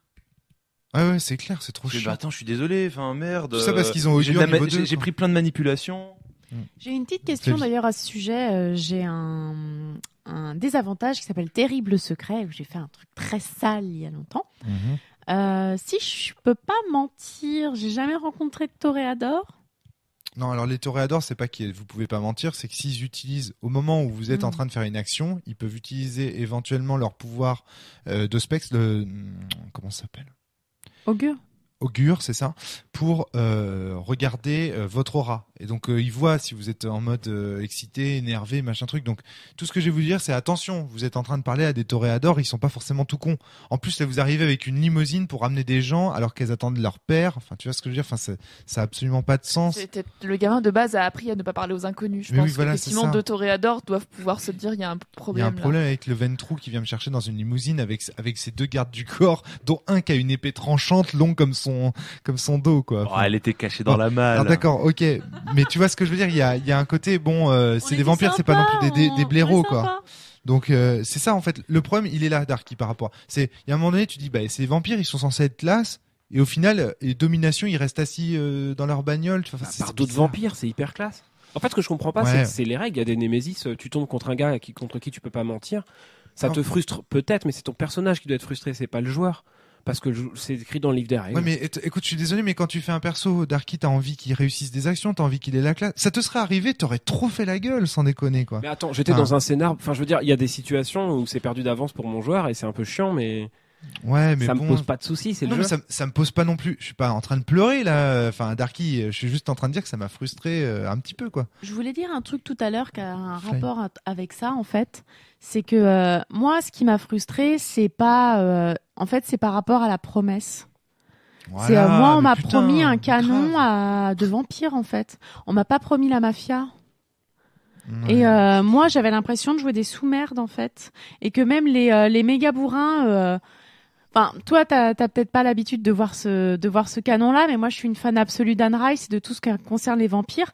Pour moi, les vampires, c'est pas des grosses dopes, quoi. Enfin, entre le même. C'est même... toi qui as voulu aller faire friter des mecs. Non, mais je parle pas de ça. Je parle le mec qui est le vizir, là, on ne devrait pas dire vizir, le sénéchal, qui au final peut se faire retourner d'un seul coup. Enfin, on n'est pas dans du vampire classe, on n'est pas dans le canon là. En fait, on est dans du canon vampire dégueulasse, quoi. Ouais, en fait. Vois, Natacha, tu voulais ajouter moi, je vais rebondir du coup là-dessus sur la frustration du joueur qui s'attendait à jouer quelqu'un avec une puissance particulière. C'est le reflet de l'humain qui veut se transformer en vampire parce qu'il pense qu'il va avoir une puissance extraordinaire. Oui, tout à fait. C'est-à-dire qu'en fait, la promesse, la promesse qu'on fait au humain, on te dit, tu vas jouer un vampire, tu vas avoir des pouvoirs classe. Je suis d'accord. Il y a une espèce de synesthésie, mais en même temps, au début, Romaric nous l'a annoncé. Vous allez jouer des vampires, mais vous serez des petites générations, des petits débutants face au prince, mais en fait, c'est juste, pareil, le fait de retourner le vizir d'un simple coup de main. C'était pas non plus hors de propos parce que c'était un petit jeune aussi, lui. Hein. Ouais. Mais tu vois, il a raison, Natacha. Il y a un parallèle entre la promesse qu'on fait à l'humain qui va devenir vampire et la réalité du terrain. Bien sûr. Mais en fait, je vais dans son sens. Hein. Et pour moi, Fly, un jeu dans lequel il y a des promesses, s'il y a des dés, il faut y faire très attention. Et dans tous les cas, tu peux être le roi du monde. S'il y a des dés, tu peux te casser la gueule sur un escalier. C'est pas spécialement naturel, mais c'est un jeu à dés. Donc, il y a un enjeu. Donc, tu as une chance sur 6 de mourir ou une chance sur X. Tu vois, là, c'est là que je disais qu'en fait, le jeu, il a pris un coup de vieux, en fait, parce qu'à l'époque où j'y ai joué, c'était il y a quand même, ça me fait mal de dire, mais ça fait il y a 15 ans ou 12 ans. Non, 12 ans. Ça quand même, il y a 10 ans. Mais voilà, en fait, moi, je m'étais pas rendu compte de tout ça, mais aussi parce qu'on faisait moins de GD, qu'on l'a pas vraiment testé. En fait, je l'avais pas vraiment joué avec le système, en fait. Et du coup, on restait quand même classe. Il nous arrivait des trucs, on faisait des lancers de dés, mais voilà. Et là, en fait, quand tu joues avec les règles, mais ça passe pas du tout, en fait. Non, mais le problème, c'est que les pouvoirs de domination et tout ça peuvent être utilisés de bien des manières. En fait, le vrai problème, c'est qu'il n'y a pas de proposition créative claire pour le système. Et c'est pour ça, moi, je comprends que la Forge se soit un petit peu construite autour de critiques de vampires, parce que c'est typiquement le jeu qui pose problème à ce niveau-là. Ouais, en fait, on a eu vraiment tous les clichés de scènes possibles de vampires. On a eu et pourtant, de la politique où chacun essayait de faire ses petites magouilles dans son coin pour tirer la couverture de la princesse vers soi. Ensuite, on a eu l'aspect traîtrise où justement là les forces se mettent en mouvement et puis on agit pour avoir immédiatement l'attention de la princesse, pour poignarder dans le dos qui il faut. Ensuite, on a eu le coup de on fuit dans les égouts et puis on est un peu traqué parce que des fois c'est des vampires, des fois c'est des sorciers, des fois c'est des loups-garous. Et puis on a eu aussi l'aspect combat qui c'est les combats White Wolf. Hein. C'est des on n'a combats pas où eu tu jettes des de pelletés séduction dés. amoureuse à proprement parler, par contre. Non, mais on a eu. Ouais, non, effectivement, on n'a pas eu ça. On n'a pas eu ça, mais il y a eu des points de sang qui ont été échangés. On sait qu'à long terme, sur une campagne, on imagine quand même qu'il y aurait eu des relations amoureuses. Ouais, il y a des choses que j'ai vu venir, qu'on devinait quand même. Certes, non mais Dans les tentatives de séduction de la princesse pour lui faire accepter nos avis, il y avait un aspect de séduction quand même dans ce qu'on disait. Toi, oui, mais moi je le voyais pas comme. T'avais une séduction religieuse, mais c'était quand même une séduction. Oui, certes, mais c'est pas la séduction au sens vampirique du terme pour moi. Ça, c'est un truc que j'ai beaucoup apprécié quand vous avez fait votre petit débat pour convaincre Anne de Bretagne, soit d'exercer sa vengeance et faire preuve de cruauté. En gros, il y avait deux thèses. Il y avait la preuve de la bonté et la preuve de la cruauté. Il y avait d'un côté. Non, alors il y avait trois. Enfin, il y en était trois arguments. Trois. Vas-y. Moi, c'était pas exactement de la bonté, ou alors c'était de la bonté envers elle. Les enfants, je m'en foutais en fait. D'accord. Vraiment. Au final, c'était sauver son âme à elle. Ouais, en fait. c'est ça. Ouais. C'est elle, mon amie. C'est pour elle que je suis venue. D'accord. C'est elle qui est en danger immédiat dans mon sens. Alors, j'ai eu l'impression quand même que parfois tu donnais des arguments de type Atreides dans Dune, c'est-à-dire c'est la bonté qui permet de vraiment avoir le respect de ces hommes et donc de garantir leur obéissance. Oui, j'ai aussi essayé là-dessus, mais parce que là, c'était politique version Louis XIV. Garde les traits de toi et donne-leur des responsabilités. Il y a eu des ça. arguments dans ce sens-là de ton côté. Oui. Alors mais que voilà. Adrien et Flavie, c'était l'inverse. Oui, mais alors, ça allait avec version l'historique du Harkonnen. personnage qui vient du XVIIe siècle. Pas tout à fait. Version Harkonnen. Sois violente, comme ça tu seras respecté et on t'obéira. Oui, mais moi la position était vraiment, tu as un ennemi. T'es en guerre là, t'as un ennemi qui vient de. Honnêtement, il a lancé une guerre, il t'a fait brûler l'Elysium. Adrien. C'est ta cible. Lui, le premier. Une fois que c'est réglé, après, on réfléchit comment on établit la suite, qu'est-ce qu'on fait, est-ce qu'il y a des représailles ou pas. Mais moi, il y avait vraiment un aspect militaire, un aspect général en guerre, qui était le passé de mon personnage. Le passé de ton perso, exactement. Ouais. Flavie. Et ensuite, il y avait la version petite pute, qui était la mienne, qui était, on a essayé de te trahir, ma cocotte. Écoute, là, il faut assurer ton Elysium pour 500 ans. Mais la loi du talion fonctionne dans la Camarilla. Ouais, donc tu attaches ce mec-là, tu lui tues ses enfants devant lui, et puis ensuite tu le butes. Ouais, il y avait vraiment ces trois versions-là. Mais tu vois, à ce moment-là, il y a eu aussi, heureusement, j'ai raté mon jet, quoi. Parce que... j'ai apprécié ça. Une fois que tout le monde qu'on avait fait en gros le speech autour de la table, on lance les dés et on voit ce qui se passe. Et en fait, là, j'ai fait tiens, j'ai présence. Je vais le faire sur Natacha et heureusement que j'ai raté mon jet, quoi. Parce que elle aurait très bien pu, du fait de mon pouvoir, dire t'as raison. Et là, tu vois, Darky, elle aurait été vraiment frustrée, Natacha. Et là, c'est justement, c'est les scènes. Mais les départs, là, c'est. Enfin, c'est pas les dés, c'est les pouvoirs. Et c'est bien ce que je dis. C'est une scène qui, pour moi, sans dés, n'avait pas d'intérêt. Ouais. Parce que c'est le hasard qui permet de trancher entre des avis qui, on peut pas trancher sinon. Chacun a sa position et le PNJ choisit quoi. Et le dé, ça permet de trancher dans ces cas-là. C'est la preuve que. Et honnêtement, moi, j'ai pas été frustré. J'ai fait, j'ai pas réussi à argumenter, donc je me suis rattrapé en disant, dans mon argumentation, j'utilise des arguments qui sont pas vraiment ce que je voulais dire, et donc au final, ma position rejoint celle de Flavie contre mon gré. Mais bon, après, une fois que c'est décidé, j'assume. Mais c'est pas un peu le même schéma pour les combats? Tu mises en place des forces, jet des dés, et puis après, tu t'inclines, non? Mais le combat, en fait, c'est pas le combat qui m'a frustré. Moi, le combat m'a pas frustré. C'était long, c'était un peu pénible, mais c'était pas le. Et puis moi, j'ai appris plein de trucs pendant ce moment-là. Moi, ça m'a pas du tout frustré. Moi non plus. Le combat, il y avait vraiment un aspect jeu de stratégie. Ouais, et puis en plus, avec Adrien, on cherchait, mais comment vous pouvez les battre, en fait? Elle m'a blessé. J'ai un malus de 2. Ouais. Elles ont 2 actions par tour, donc c'est-à-dire que si elles attaquent, je peux pas défendre, parce que sinon je peux pas attaquer derrière, donc comment je fais? Mais tu vois, nous on est en mode ludiste, on est là en step on up, et vous qui êtes en Ride to Dream ou en Story Now, vous vous faites chier. Vous voyez, on est vraiment dans le cadre où la théorie GNS fonctionne parfaitement pour expliquer les dysfonctionnements. D'autant qu'on n'était même pas physiquement, nos personnages n'étaient pas physiquement présents dans la scène. Oui, en plus. Il y avait 2 joueurs qui étaient présents sur la scène du combat, les autres étaient ailleurs. Tout à fait. Enfin, il y avait Fly aussi qui était présente, mais le système de jeu l'emmerdait tellement qu'on a bien vu qu'à un moment donné, elle avait décroché. À un moment donné, en gros, Flavie, elle a compris qu'elle pouvait rien faire. Voilà, c'est pas que le système de jeu, c'est le fait qu'elle avait pas les caractères. Elle avait pas les caractères. Elle pouvait pas vaincre ses adversaires. Puis au-delà de ça, j'avoue que il y avait des trucs que vous me disiez, ça me passait largement au-dessus. Moi, j'ai appris à jouer avec moi maintenant j'ai l'habitude des systèmes de jeu fluides quoi. Là on me parle des malus, enlève un +2 et un -2 et tu vas voir enlève c'est pas parce TT. qu'un jeu, c'est pas parce qu'un système de jeu est complexe qu'il est pas fluide. Ouais, mais bon, moi je suis désolée, ça me passait au-dessus. Oui, non, mais d'accord. Donc à la fin, je disais à Darky, dis-moi combien de dés là j'ai, s'il te plaît, parce que En tout cas, cette scène-là a parfaitement, plusieurs de ces scènes ont parfaitement illustré les problèmes montrés par le GNS. C'est-à-dire que, oui, ok, la règle d'or, ok, il n'y a pas de système de résolution, ok, l'histoire est la plus importante.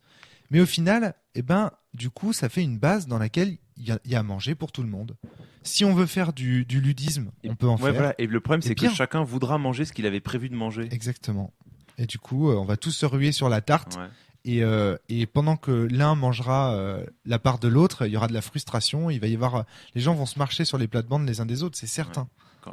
Le temps que le serveur ramène tes crevettes que t'as commandées, moi je suis en train de manger mon steak et t'attends. Et toi t'attends, voilà, c'est ça. Et donc alors oui, là la théorie GNS effectivement s'applique parfaitement. Mais moi ce que j'aime bien dans ce jeu, c'est justement il pose aussi une page d'histoire. Et ça c'est très intéressant. Est-ce que vous avez d'autres choses à dire sur la partie avant qu'on passe à... Moi, c'était pas sur la partie. D'accord. Est-ce qu'il y a d'autres choses à dire sur la partie ? Juste revenir peut-être rapidement sur l'aspect justement séparation des personnages qui ont chacun des scènes séparées dans lesquelles généralement on intervenait souvent à seulement seul ou à deux dans une scène donnée. Oui, tout à fait. Donc, et je vous ai pas séparé. Oui. On sortait pas de la table dans ces moments-là, donc ça allait, on pouvait voir en tant que spectateur et c'était intéressant. Mais c'est normal, on est greffé à la table. Tout le monde le sait maintenant. Mais c'est vrai que dans la scène de combat, moi qui avait dans les scènes de combat qui sont arrivées vers la fin où il y avait eu 2 scènes de combat d'affilée. Ouais. Moi qui avait un personnage qui était absolument pas physique, qui portait même pas d'armes. C'est vrai que j'ai attendu pendant toute la partie. T'aurais pu faire comme moi et mourir comme une grosse merde, enfin. T'es pas morte, Fly. C'est juste j'avais un personnage qui en gros a arrêté de servir à partir du moment où on s'est mis à l'abri après l'incendie. En gros, j'avais pris la tête du groupe en disant on va se réfugier dans les égouts, on sera à l'abri, l'incendie va pas descendre jusque là. Et tout le monde m'a suivi parce que j'avais réussi mon jet d'initiative, parce que j'avais les caracs pour convaincre tout le monde, donc voilà. Et passé ce moment-là, mon personnage n'a plus servi à rien. À rien du tout. Voilà. Rien. Mon expérience sur les jeux White Wolf, principalement loup-garou et un petit peu vampire, c'est qu'en fait il y a des éléments sur la fiche de personnage qui sont indispensables si on veut profiter de certaines scènes du jeu.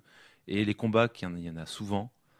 Et du coup, il y a des éléments type avoir 3 en dextérité et 3 en arme à feu ou en mêlée, c'est indispensable. Parce que sinon, toutes les scènes de combat, tu ne vas rien faire. Ouais. Et tu peux faire un personnage hyper intellectuel, juste mettre ça, et au moins tu as de quoi agir.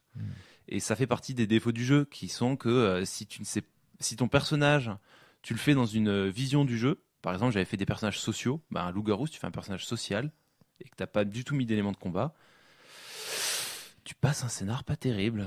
Voilà. Et est-ce que c'est pas j'ai ça appris dans de mes erreurs. Tous les jeux ? Non, c'est pas ça dans tous les jeux, non. Cela dit, je tiens. Alors, dans beaucoup de jeux traditionnels, peut-être, où il y a un scénar d'enquête, puis un combat à la fin, ou de plusieurs combats au fur et à mesure, mais je pense que tu peux pas dire que c'est tous les jeux, parce qu'il y a plein de jeux où ça va pas être le cas. C'est possible, j'en ai pas essayé énormément des jeux, mais quand tu vois par exemple que dans Dogs in the Vineyard, tu peux désarmer un mec en lui parlant, uniquement par la force de ta foi. C'est vrai. Shan Renaissance, le nouveau Shan qui est en train de sortir, le gros bourrin qui a beaucoup en force et beaucoup en... tu peux le faire pleurer. Tu peux l'humilier, le faire pleurer. C'est magnifique. Il y a une manière dans Shan, en fait, il y a 3 dynamiques. L'esprit, l'âme et le corps. Et en fait, par l'esprit, tu peux déboussoler l'âme. Par l'âme, tu peux déboussoler le corps, etc. Et en fait, il y a une espèce de pierre, papier, ciseaux comme ça qui se met en place. Et du coup, c'est pas parce que t'es un gros bourrin en esprit, en corps et en âme que par l'esprit on peut pas te ridiculiser, etc. Et enfin, il y a des tas de jeux aujourd'hui qui fonctionnent comme ça, modernes. Et voilà, c'est terminé. Le mec social, il se fait pas chier. Par exemple, à un moment donné, tu l'as proposé ça, Maxime. T'as dit, et si je l'humiliais, et si moi je suis un mec social, je vois un combat devant moi, est-ce que je peux pas essayer de détourner son attention, machin? On a regardé ce qu'il y avait sur ta fiche. Oui, en fait, pour recadrer, pour parler de la situation, en gros, c'était le combat contre le fameux sénéchal qui avait trahi. Et j'avais un personnage qui pouvait créer une illusion et changer de visage. Ouais. Et je me posais la question si je pouvais pas lui apparaître comme étant une personne familière pour l'illusion du phénix. Senseiya, c'est ça. Navré, je ne connais pas bien. Bon, en tout cas, pardon. En tout cas, voilà, je m'étais posé la question si ça pouvait pas intervenir dans le combat, de lui apparaître comme une personne qui lui était chère, qui l'aurait cherché peut-être à protéger dans le contexte du combat, qui l'aurait détourné de son objectif et qui aurait donné un avantage aux autres. Bon, après, et ça a pas marché. Par contre, bon, j'ai pu briller à d'autres moments du scénario et c'était particulièrement jouissif, hein, je tiens à le préciser. Notamment une scène où l'homme de main. Torture, là. L'homme de main du sénéchal qu'il avait engagé pour déclencher l'incendie, mais aussi accuser quelqu'un d'autre et détourner les soupçons. J'avais après une période passée à récolter des informations dans l'ombre et sans que personne me voie. Je suis rentré dans sa cellule et je lui ai dit. Bon alors, ça y est, là il y a eu une pure scène d'ailleurs. Très belle scène. C'est t'as pas été discret. Il y a notre patron commun qui trouve que t'as pas super bien bossé. Et il t'a donné toutes les infos en fait. Et il m'a donné toutes les infos. Parce que t'as réussi ton jet de représentation, c'est-à-dire que par le théâtre, t'as réussi en te faisant passer pour un de ses alliés à récupérer toutes les infos. C'est ça. Et c'était très, très amusant. Darky, juste pour rester sur la problématique, quand on n'est que social ou intellect, on sert à rien en baston. Je sais plus comment ça s'est passé, mais dans la décharge, il y a l'un de vous deux, Fly et Adrien, qui a essayé de dire à une des jumelles de tuer l'autre. Si ça avait réussi, c'était plié en 4 secondes. Moi. La première jumelle tuait la deuxième. Ah mais ça marchait pas parce qu'elle était en danger de mort. T'as annulé ou t'as essayé ils ont fait leur jet et ça n'a pas réussi? Pour moi, ça faisait partie des abus du pouvoir domination. Enfin, dès que t'es contre deux adversaires, si tu peux dire à l'un des deux d'attaquer l'autre. Ouais, mais ça te prend un tour, puis si t'y arrives pas, t'as rien fait de ton tour et tu te fais buter. Non, mais t'y arrives automatiquement. En fait, t'y arrives. Si tu veux, quand tu prends ce pouvoir-là, t'as déjà un personnage qui est un peu orienté autour de cette thématique-là. Donc moi, il fallait manipulation plus commandement, je crois, ou intimidation, et j'avais 4 et 3. Mais tu vois, Darky, ce qui est très intéressant, c'est que finalement, là, tout ce que t'es en train de nous dire, c'est le système permet le minimaxage. Le système permet de mettre des vampires à genoux. Le système permet de ridiculiser les ennemis. Pourquoi vous le faites pas? Et pourquoi ça vous frustre quand je dis c'est que ça marche dans les deux sens, donc ça reste. Ouais, mais c'est frustrant. Non, ce que je veux dire, c'est que c'est frustrant pour les deux. C'est ça. C'est pas ce qu'on attend du jeu. Voilà, le fait si tu veux, il y a une contradiction entre le fait qu'on puisse que les deux, en fait, à la fois celui qui soutient l'histoire, il peut trouver dans la règle de vampire les règles qui soutiennent le fait qu'il faut soutenir l'histoire. Typiquement, il va dans la partie art du conte, il dit regarde, tu dois soutenir l'histoire, tu dois pas contenir tu vois, comme ce que vient de dire Adrien, ça fait partie des règles limites qu'il faut virer parce que ça soutient pas l'histoire. Et inversement, le minimaxeur pourra dire je suis désolé, c'est dans les règles, pas jetant, regarde, c'est écrit. J'ai dépensé des points pour ça. Et comment on tranche? Parce qu'il y en a un qui veut que l'histoire ce soit. Mais non, moi je trouve ça trop cool qu'elles se battent entre elles et tout grâce à mon pouvoir de domination. Je trouve ça trop bien. J'ai envie de m'asseoir au sommet de cette décharge et de dire battez-vous entre vous, vampires. Alors que l'autre est là en train de dire, tu vois ce que je veux dire? Les deux ont raison. En fait, comment on tranche? Est-ce que le joueur ne devrait pas aussi, lui aussi, aimer plus l'histoire que son propre personnage?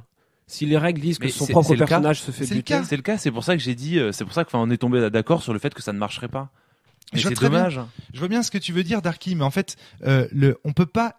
Comment dire, étant donné que le personnage est au centre de l'histoire, on ne peut pas. Et là, tu sais ce que tu es en train de parler? Tu es en train de parler du truc impossible avant le petit-déj, Darky.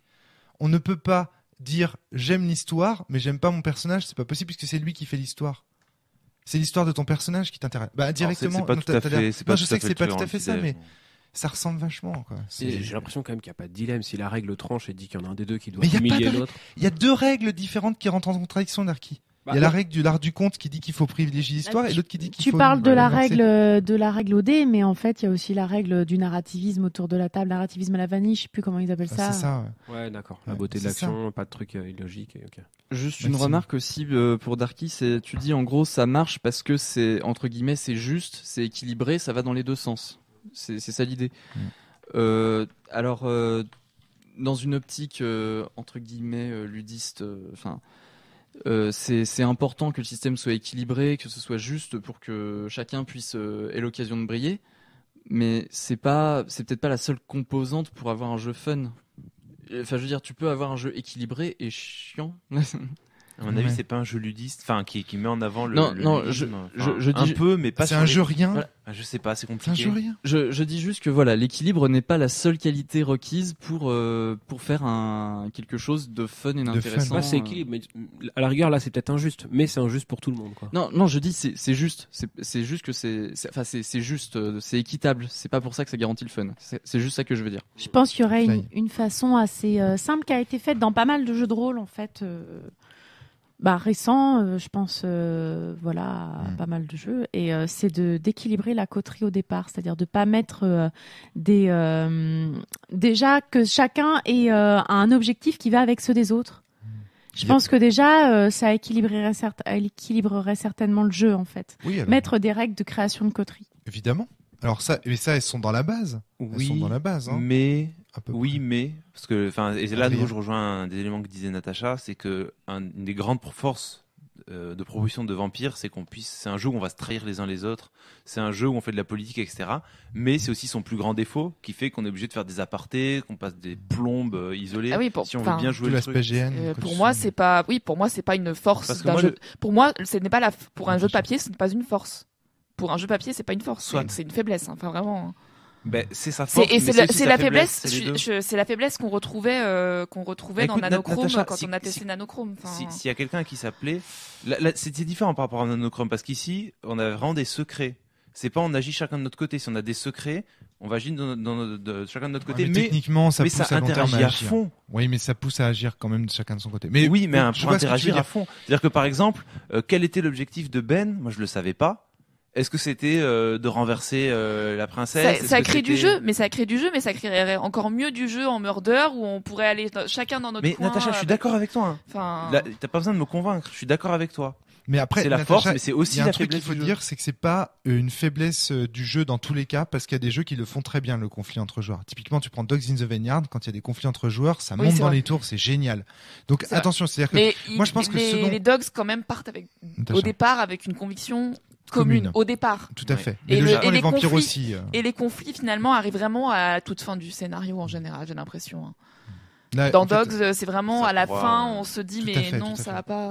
Bon, ça peut clasher assez rapidement, mais juste un dernier.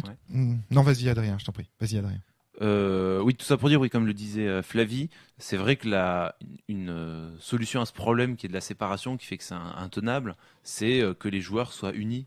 C'est qu'il y ait un groupement cohérent des joueurs. C'est le syndrome de la taverne dans Donjons et Dragons, qui est artificiel dans Donjons et Dragons, mais qui a...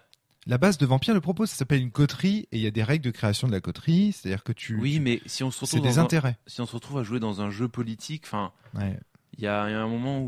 Ça doit être un jeu très différent. Si tous les joueurs à la table ont un même but, ça devient un jeu de groupe, ça doit être c'est ça. Après, c'est quoi l'opposition ? Parce que vu qu'on a des pouvoirs assez balèzes...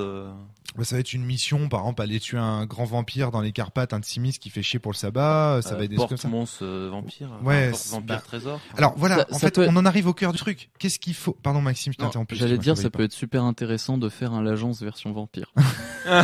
Où on fait des missions politiques où on manipule tout le monde, mais les joueurs cèdent entre eux, ont chacun des trucs à faire pour aider le plan général. En fait, au-delà de cette plaisanterie, en fait, qu'est-ce que tu dis ? Tu dis qu'en fait, ce jeu a besoin d'un contrat social. Oui. Parce qu'en fait, au-delà de ce que vous dites tous là sur il faudrait faire ci, il faudrait faire ça, en fait, vous parlez tous de contrat social. C'est-à-dire, il faudrait que tous les joueurs soient OK autour de la table pour dire ce soir, on fait du vampire et que vous savez ce qu'on va faire ? On va faire du bourrin. Alors révisez vos règles, révisez vos trucs, on va faire du PVP, on va faire du joueur versus joueur, on va faire du darky, où on va pouvoir faire de la domination pour faire s'entretuer les mecs et tuer du mob, etc. Tu vois, par exemple, on pourrait faire ça, pourquoi pas ? Et là du coup, il y aurait pas de... justement, quand la domination est faite sur les mecs pour s'entretuer, on serait là, ouais, trop bien, trop une bonne idée de les faire s'entretuer comme ça, mais putain, pourquoi j'y ai pas pensé ? Et là, tout le monde serait d'accord. Seulement là, le problème, c'est qu'on n'est pas tous d'accord autour de la table, on n'amène pas tous les mêmes désirs.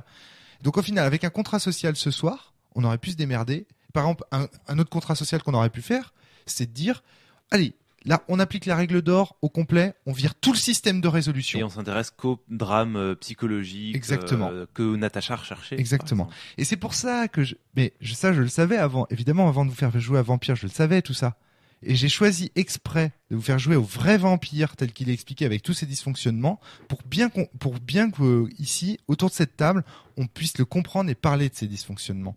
Parce que c'est trop facile de juger Vampire en disant « Ouais, moi j'ai joué avec un super meneur à Vampire, on s'est éclaté. » Ah bah oui, parce qu'il avait un contrat social, parce qu'en fait il respectait pas la moitié des règles du jeu. Ah bah oui, donc en fait c'était ton meneur qui était super, c'est pas Vampire qui est super. Et là vous avez vu comment progressivement on rentre dans les problématiques du jeu du 21e siècle. Et après les gens arrivent à dire que c'est pas le jeu qui fait la qualité d'une partie, que c'est le MJ. C'est le MJ. Et bah voilà, le péché originel il est là. Quelque part Vampire la Mascarade, c'est un peu le péché originel. C'est pour ça que c'est une page d'histoire très importante à étudier. Parce que du coup, une petite question... Oui. Une petite question vis-à-vis des conseils aux meneurs. Il n'y a rien sur le contrat social et quel aspect mettre en avant, psychologie des personnages, politique ou autre. L'art du conte, dans les passages qui sont concernés autour de l'art du conte, ce sont des conseils aux meneurs pour favoriser l'histoire. Alors que juste avant, tu as tout un ensemble de règles qui favorisent plutôt le step up, le ludisme, etc. Oui, mais je veux dire l'histoire, mais quel type d'histoire, c'est ça? Il y a plein d'histoires proposées différentes. D'accord. Tu vas voir la traque aux vampires. Alors, il propose. En plus, c'est ça. Par contre, c'est très très bien fait. Hein. L'art du conte, là, le passage sur l'art du conte. En fait, techniquement, il y avait besoin que de ça. Ouais. Bah oui. En fait, un des gros problèmes de ce genre de jeu, c'est quand tu as des listes de compétences, des listes de pouvoirs. Tu commences à avoir des courses à la quéquette la plus grande, celui qui jette le plus de dés. Regarde, le sang et l'argent. Les héros sont fatigués. Donc, tu vois, ça, c'est des thèmes que tu peux exploiter. Et regarde, le sang et l'argent, par exemple. Bah, c'est un thème au niveau de l'histoire, tu peux la traiter narrativiste, ludiste, comme tu veux. Enfin, tu vois, ça te donne pas une orientation, tu vois. Enfin, c'est pas assez, c'est pas assez clair. Donc du coup, effectivement, là, on se retrouve avec des gens qui vont dire, bah oui, il y a des bons MJ et des mauvais MJ, parce qu'en fait, il y a des MJ qui appliquent un contrat social d'entrée de jeu, et puis il y a les autres qui le font pas, et du coup, ou alors des joueurs qui se retrouvent avec le MJ qui fait le bon contrat social pour eux. Voilà, c'est ça. Et ceux qui se retrouvent avec un MJ qui fait un contrat social de bourrin alors que tu venais faire du vampire politique. Exactement. Par exemple, j'étais venu faire du... Pardon, excuse-moi, Maxime. Non, bah du coup, moi j'étais venu faire du politique, enfin, j'avais un personnage de notaire, donc... Bah oui, voilà, par exemple. Flavie, tu voulais ajouter quelque chose? Moi, j'ai retrouvé, parce t'avais utilisé en fait le système vampire pour la première mouture de Sens dans mes souvenirs. Tout à fait. Et Saint-Cyr. Et j'ai retrouvé tous les problèmes qu'il y avait avec... ceux qui à côté qui étaient là, oh regarde, j'ai tant à tel pouvoir, je suis trop fort et tout, et moi qui avais pas du tout minimaxé mes pouvoirs et qui était là, ouais mais moi j'ai fait une très belle scène avec mon maître où on s'est parlé, c'était cool et ça a duré 5 minutes pendant le scénar. Alors parmi les conseils dans Vampire qui sont très beaux, il y a le coup d'épée. Vous connaissez un concept que j'aime beaucoup, parce que on est en train de tailler un beefsteak à Vampire, mais c'est une page d'histoire. C'est pas lui faire justice, parce que moi je me suis quand même beaucoup amusé pendant cette partie, malgré tout à fait. D'ailleurs, ça c'est un truc. T'as raison de parler de ça parce qu'il y a un truc qui m'énerve. C'est sur la cellule des gens qui postent des commentaires pour dire arrêtez les critiques négatives sur la cellule. J'aurais leur envoyer un message là assez clair. Critiquer, débattre, ce n'est pas insulter. Quand on dit que tel jeu a des défauts, que ici il y a des points faibles, ou qu'on a trouvé tout simplement que le jeu était mauvais, ça ne veut pas dire qu'on insulte les gens qui y jouent. Ça ne veut pas dire qu'on trouve que les gens qui les achètent sont mauvais. Ça veut dire que selon nos critères, selon les critères que chaque podcasteur, et d'ailleurs on n'est pas forcément tous d'accord sur quels jeux sont mauvais et quels jeux sont bons, selon les critères, eh bien, on les juge et on les définit, on essaye de les expliquer. Donc, ici, par exemple, on taille le beefsteak à Vampire, mais on n'omet pas de dire que c'est un jeu historique qui a aussi amené beaucoup de gens au jeu de rôle. Des parties géniales aussi. Et à vivre des parties géniales. Et qui a ouvert des portes. Parce que n'oubliez pas qu'avant Vampire, on jouait à Cthulhu, on jouait à Donjons et Dragons, on jouait pas des histoires d'amour, on jouait pas ce genre de choses. Et Vampire, mine de rien, a apporté quand même une dimension narrative au jeu de rôle, enfin au sens de vivre des grandes histoires, vivre des histoires d'amour, et quand même on peut lui dire merci, ne serait-ce que pour ça. Alors ok, ça a créé des problèmes dans le cadre de la base de Vampire, mais voilà. Natacha, et puis moi on critique du coup depuis tout à l'heure le système de jeu, le système de résolution, mais je pense que dans l'univers par contre il y a une richesse monstre. Et ça je vais en parler. Et dans la métaphysique, dans le questionnement, etc. Par contre il pose vraiment des questions intéressantes sur lesquelles on a envie de réfléchir. On peut même le perso que j'avais créé ce soir d'ailleurs, mais voilà, en fait je pense que c'est un perso de campagne et que ces questions-là on a le temps seulement de se les poser en campagne et pas en... Mais tu vois Natacha, on peut même se dire que finalement ce jeu est victime de sa trop grande promesse. C'est-à-dire qu'il est victime de son succès, en fait. Parce que qu'est-ce qui se passe ? Il nous permet de jouer tellement de choses, on a envie tellement d'y aller, que du coup, et il nous permet, enfin, il est tellement ouvert qu'au final, il en devient bordélique. Mais au final, Puis la promesse de jouer des vampires, en fait, elle est tellement large. Ben oui. Il y a tellement de vampires différents qu'en fait, c'est trop large, en fait. Tu lis un Anne Rice, tu regardes Blade, ou tu lis, ou tu regardes Nosferatu, c'est plus puis du le tout truc les là, mêmes, avec la nana qui est vampire, je me rappelle plus du nom, qui est vécue toute de cuir, là. Underworld. Underworld. Tu Underworld, repenses à Underworld et Anne Rice, j'ai envie de dire rien à voir, quoi. Oui, ou voilà, ou Buffy contre les vampires. Enfin, c'est vraiment Enfin, c'est Maxime, tu voulais ajouter quelque presque chose ? autant de vampires que d'œuvres sur les vampires. Non, quoi. Exactement. non, mais effectivement, je rejoins complètement. Non, il nous manque les vampires qui brillent. Toilette. Moi, j'approuve. Je sais que tu voulais le certifier aussi, mais ouais, l'univers est assez Il est monstrueux. assez formidable. Et de toute façon, je vais en reparler. Il y a Ouais. plein de choses à Et avec dire. tous les secrets, enfin moi c'est un univers que j'ai toujours aimé explorer, ne serait-ce que pour les secrets. Enfin, Je vais vous dire que c'est un jeu qui va bien au-delà de son propre univers, parce que on se faisait la réflexion, le jour on se baladait à Dinard avec Flavie, et puis j'étais en train de relire la base de Vampire, et puis je dis à Flavie, oh mais regarde cette maison, ça pourrait être celle d'un vampire. Et je me dis, mais ça pourrait être l'Elysium de Dinard, cet endroit-là. Et avec Flavie, on s'est regardé tous les deux, on a fait, putain, ce jeu réenchante le monde. Parce qu'en fait, en positionnant dans un univers contemporain des vampires, quand tu te balades dans la rue, et puis quand je me suis fait cette réflexion, je me suis souvenu de toutes mes années de lycée, où quand on sortait de chez Ben Guérand après notre bonne campagne de vampires, on avait les boules quand on allait dans la rue de croiser le vampire dont on avait parlé, parce qu'en fait, mine de rien, c'est un jeu qui réenchante le monde. Et pour moi, c'est un jeu, et là j'en parle vraiment avec beaucoup d'émotion, parce que je kiffe, enfin moi c'est mon premier jeu de rôle, et il y a vraiment un sentiment très particulier qui est lié à Vampire, hein. C'est vraiment la preuve qu'on peut critiquer un jeu et pour autant l'aimer énormément. C'est que il y avait quelque chose avec ce jeu, il provoquait quelque chose dans les joueurs même à la fin de la partie.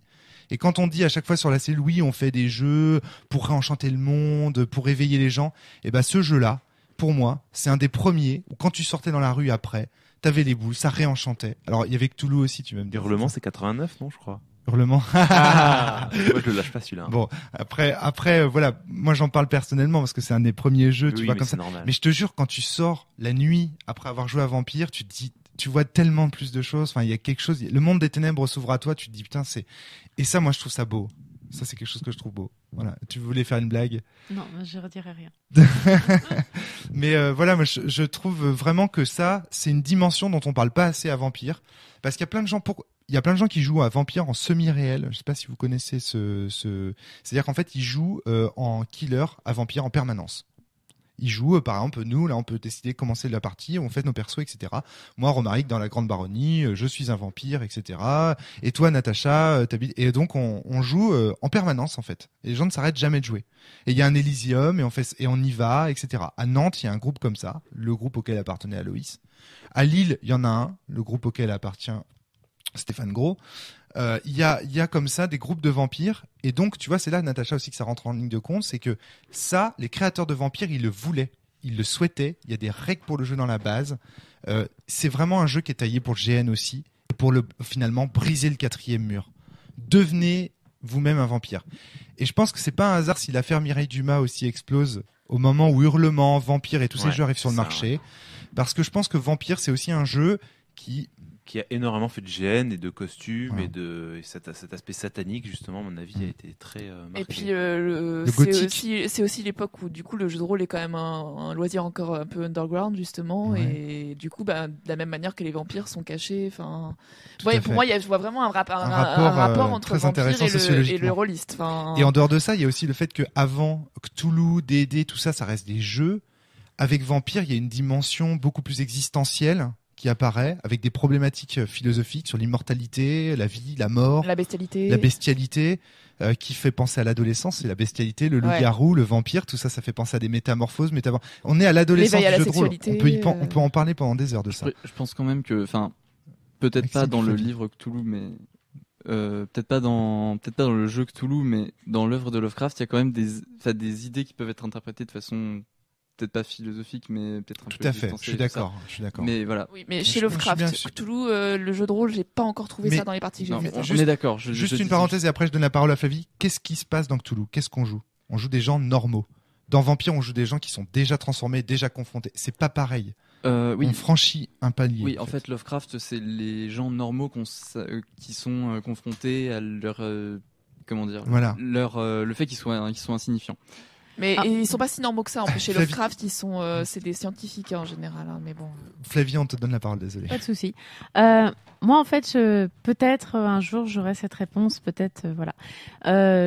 Je m'avance. Moi, j'ai l'impression qu'en gros, les mecs qui ont créé Vampire, ils ont été obligés de faire quelque chose en rapport avec le marché. C'est-à-dire qu'ils ont été obligés de mettre des règles pour la table. Et en fait, ce qu'ils voulaient de jeu, c'est que ce jeu, il joue un peu au narrativisme à la vanille, semi-réel. Ils avaient plus ça en tête. Mais en fait, à l'époque, le jeu, ça sortait d'AD&D, Cthulhu, etc. Fallait des règles autour de la table, fallait pouvoir gérer du combat, parce qu'une bonne partie des rôlistes, c'était ce qu'ils voulaient. Et qu'en fait, il y avait une autre partie des rôlistes qui aspirait à ce que voulaient vraiment les gens du... moi, c'est mon impression, je dis pas que c'est ce qui s'est passé. C'est la mienne aussi, c'est ce qu'il y a dans Hurlement, c'est expliqué. Et en fait, moi, j'espère qu'un jour, il y a quelqu'un qui a créé Vampire qui pourra nous répondre. Parce que vraiment, j'ai cette impression-là. Comme Jean-Luc Bizien nous a répondu, d'ailleurs, voilà. Merci à lui. Qu'en gros, qui nous explique que, en fait, pour qu'on ait le droit d'imprimer le truc et qu'il soit vendu, on a été obligé de faire des règles autour de la table. Mais en fait, c'était pas ça qu'on voulait. On voulait juste que ce soit l'histoire qui compte. Mais on nous a dit, mais attendez, il faut des règles. Et des règles, faut un système de résolution. Eux, ils avaient déjà leurs règles autour de la table, mais ça suffisait pas. Alors, ils ont rajouté un système de résolution. C'est vraiment l'impression que j'ai. Tu partages cette intuition, Adrien ? Oui, complètement. Alors, tu disais qu'il y avait une confirmation dans Hurlement. Enfin, en tout cas, que l'auteur d'Hurlement, lui, il a dû faire ce choix-là. Ne l'a confirmé, cet aspect-là. Tout à fait. Alors, je sais pas si eux ont eu cette contrainte-là ou s'ils ont eu les mains libres vraiment. Je n'en sais rien. Par contre, ce que je sais, faut se rappeler que c'est un jeu américain quand même à la base, et qu'aux États-Unis, les contraintes économiques, déjà, c'est pas le même nombre de rôlistes, donc il y a quand même une grosse contrainte économique quand ils sortent un jeu. Et je pense que les boîtes d'édition, quand pour sortir un jeu, le mec il a beau arriver avec un système béton, si ça sort trop du sentier battu, l'américain éditeur il va regarder, il va faire attends. Ouais. Là, je passe à côté d'une partie de ma cible. Tu nous rajoutes un système de résolution quand même. Et je pense que c'est exactement ça. Je pense que c'est pour ça qu'il y a la règle d'or. Pas indépendants. Je me demande quand même s'ils n'étaient pas indépendants au départ quand ils ont commencé et voir. Moi, j'aimerais bien voir leur tout premier jeu. Leur toute première version de Vampire. Avec des dessins de copains dedans. Je suis pas sûr que dedans il y ait pas ces règles-là déjà et tout. Parce qu'attention, faut pas sous-estimer les capacités des rôlistes à s'auto-censurer et à s'auto-déterminer de la sorte. C'est-à-dire que par exemple, moi j'ai des témoignages de gens qui font du jeu de rôle, des gens très célèbres d'ailleurs, pas forcément des inconnus, qui m'ont dit nous on avait envie de faire telle chose, mais sur le coup parce que c'était le jeu de rôle, c'était avec des dés, on a mis des dés. Ou parce que etc. Et voilà, on n'a jamais réfléchi autrement. Ça se trouve, les auteurs de Vampire, ils ont été pris à leur propre piège. Ils se sont auto contraints dans ce sens-là. Faut pas dire forcément c'est des éditeurs qui les ont contraints. C'est peut-être eux-mêmes qui se sont auto censurés. Auto-contraintes. Et de l'auto-contrainte. Maxime, ça fait 3 plombs que tu lèves la main. Du coup, t'as perdu. Non, pas tellement. Non. Mais voilà. Par contre, une chose est sûre, je sais pas si ce que tu dis est vrai en amont. Mais en aval, c'est sûr. Vampire a créé une véritable dichotomie entre les joueurs de jeux de rôle. Vampire a foutu la merde. Je suis fan de l'art du conte, que je trouve très beau. Et moi, je rêve d'avoir d'utiliser ce système-là. Je vire le système de règles de résolution. Je prends l'art du conte et je prends une coterie avec à ma table, mais de gens qui veulent faire du vampire à la Anne Rice comme moi, je rêve d'en faire. Il faudra peut-être quand même un système de résolution quelque part, quand même, Flavie. Donc, il y a un moment donné où tu vas devoir faire des choix, choisir des contrats sociaux, faire ton propre jeu, en gros. L'art du conte n'est pas suffisant. L'art du conte, c'est juste une énorme masse de travail en amont fait par les mecs de White Wolf pour aider le meneur à ne pas mener ses réflexions lui-même. Ils disent là des conseils pour créer les scénars et tout. Mais c'est génial de faire ça, c'est-à-dire que c'est quand même un livre qui donne des conseils aux meneurs de jeu. C'est super. Aujourd'hui, je choisis le système de sens et au lieu de mettre je sais pas, vie, je mets classe et je mets mort et je mets sang et. C'est pas si simple parce que c'est pas sûr que, par exemple, sens, le système de sens est très bien fait pour un MJ dirigiste et des révélations, etc. Et donc du simulationnisme avec la rétention-fascination. Et ce sera pas forcément fait pour le narrativisme que tu souhaites, Flavie. Donc attention, c'est pas évident. C'est pas évident. Faudra travailler en fait. Le jeu n'existe pas encore, Maxime. Bah, j'allais dire pour la vision de vampire en tant qu'univers à secret. En revanche. Oui, peut-être. Peut-être. Mais moi, j'y crois pas trop. Mais bon, après, je pense que tous les jeux ont besoin de leur propre système de résolution et de leur Bien propre sûr, non, mais je veux dire un système qui soit inspiré, peut-être. Enfin voilà.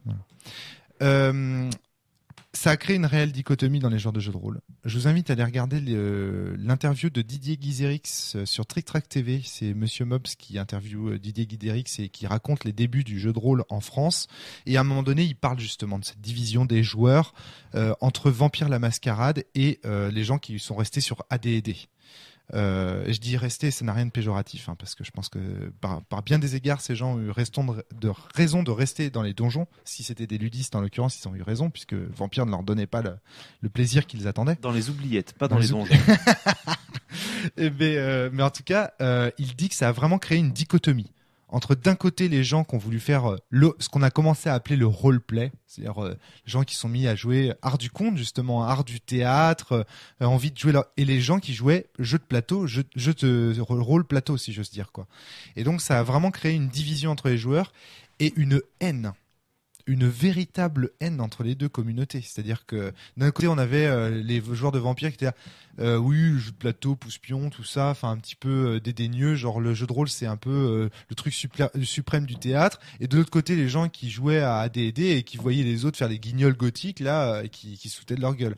Et bon, j'exagère, hein, je grossis le trait volontairement, mais ça a vraiment créé une scission. Et ça, je trouve ça très intéressant aussi, parce que ça pousse les gens à réfléchir en fait et à découvrir que le jeu de rôle, c'est pas un jeu particulier comme AD&D ou Vampire. En fait, le jeu de rôle, c'est un média. Et que de la même manière qu'à la télé, il y a des émissions qui vous plaisent et d'autres qui vous plaisent pas. Et ben dans le jeu de rôle, c'est pareil. Il y a des jeux de rôle comme AD&D, voilà, avec des. C'est un média subjectif. Nabila jeu de rôle. Et moi, j'en reviens toujours à cette histoire de critique négative. C'est que si on s'interdit de critiquer négativement des jeux de rôle, eh ben on s'interdit de penser ce qu'on est en train de dire là. On s'interdit donc on homogénéise le jeu de rôle. On dit bah voilà, tout le monde il est gentil, tout le monde il est beau. Bah non, c'est pas vrai. Tout le monde il a ses goûts et donc en fonction, tout le monde il est pas gentil, tout le monde il est pas beau. Et les gens qui disent que les gens qui font des critiques négatives comme nous à la cellule, eh bien ils empêchent le marché du jeu de rôle d'émerger.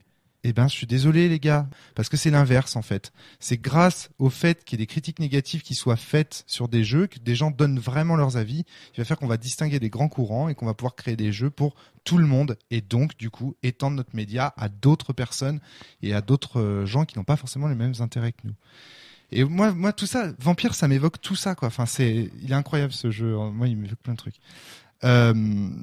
Est-ce que vous avez envie de parler de... Je vous vois tous en train de vous endormir. Moi, j'ai encore envie de parler pendant des heures, mais est-ce que vous avez d'autres choses à dire Non, par contre, on peut le laisser parler. Pendant ce temps, on dort et on se réveille dans 1 heure et on continue.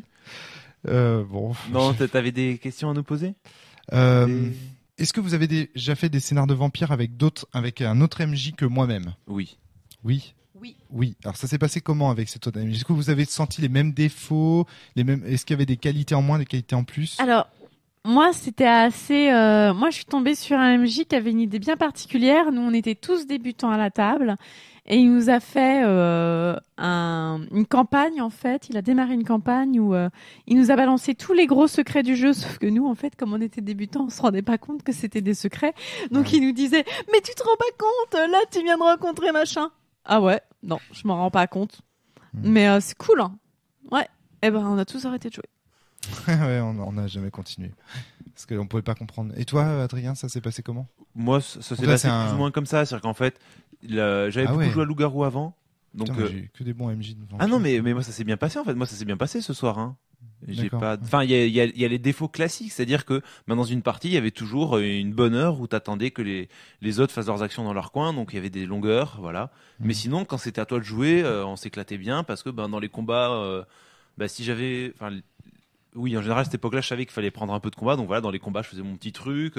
Dans les moments où le MJ faisait attention à moi, du coup, c'est là où j'allais faire mon petit coup politique, un petit peu d'organisation, de trucs comme ça. Donc non, ça se passait bien. En fait, les questions justement de la non-humanité, ça viennent souvent dans ce genre de jeu où tu te rends compte que à te comporter, on a facilement le comportement mafia qui arrive à jeter le gars au cochon et tout ça. C'est un groupe, c'est une communauté. Et ouais, les questions arrivent souvent. Enfin moi, c'est un jeu qui m'a bien plu, plus que Loup-garou, par exemple, pour la petite comparaison.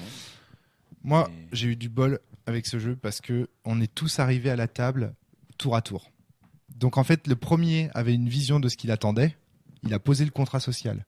Le deuxième est arrivé, il connaissait pas le jeu de rôle. Donc il découvre le jeu de rôle avec Vampire et son système. Et donc il découvre qu'en fait, il y a un contrat social déjà en place puisque c'est le joueur qui l'a imposé au départ. Et donc il se dit, ah bah c'est ça le jeu de rôle, c'est avec ce contrat social-là. Donc du coup, contrat social accepté, hop, il rentre dans la table, etc.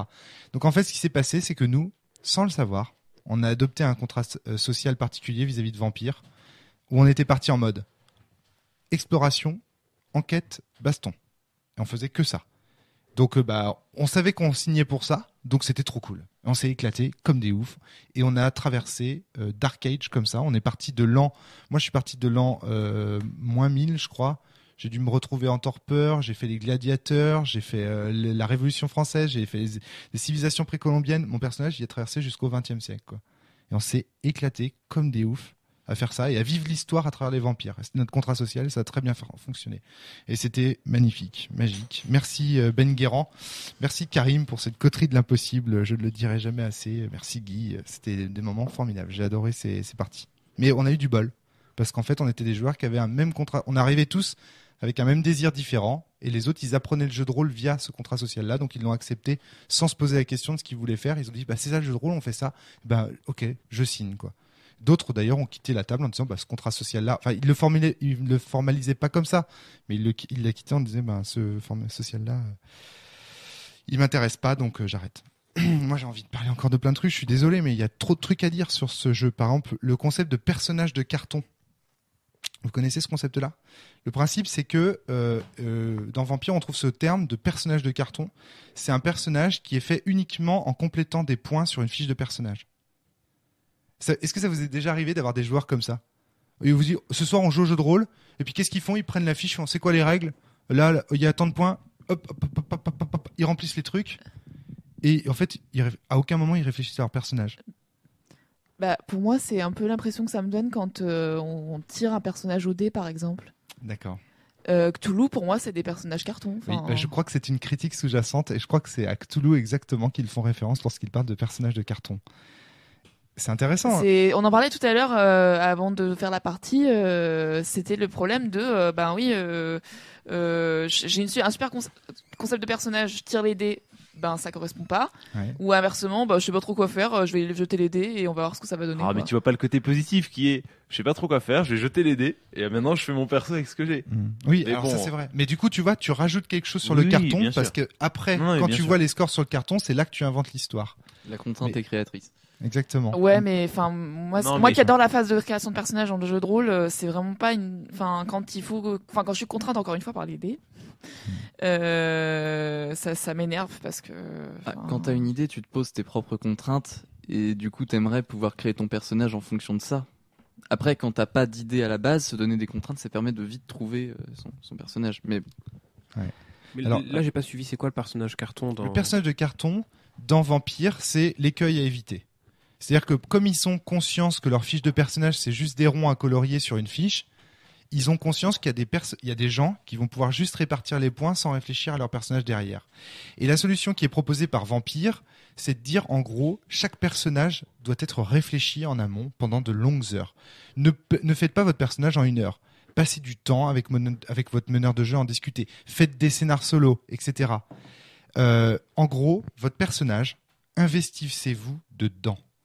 Et bon, je ne sais pas si vous avez lu le Maelstrom autour de cette table encore, mais par exemple, personnellement, selon mon analyse du jeu de rôle, cet investissement personnel qui est mis dans un personnage de jeu de rôle, c'est ce qui fait qu'on s'attache à l'histoire qui va ensuite être racontée et qu'on va être créé. Et ben ça, pour moi, c'est Vampire la Mascarade qui le formalise en 1992 avec ce concept de personnage de carton en expliquant attention.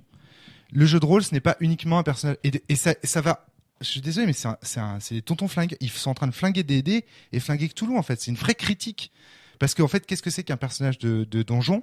C'est un ensemble de compétences techniques qui vont servir à résoudre des actions. C'est que du carton.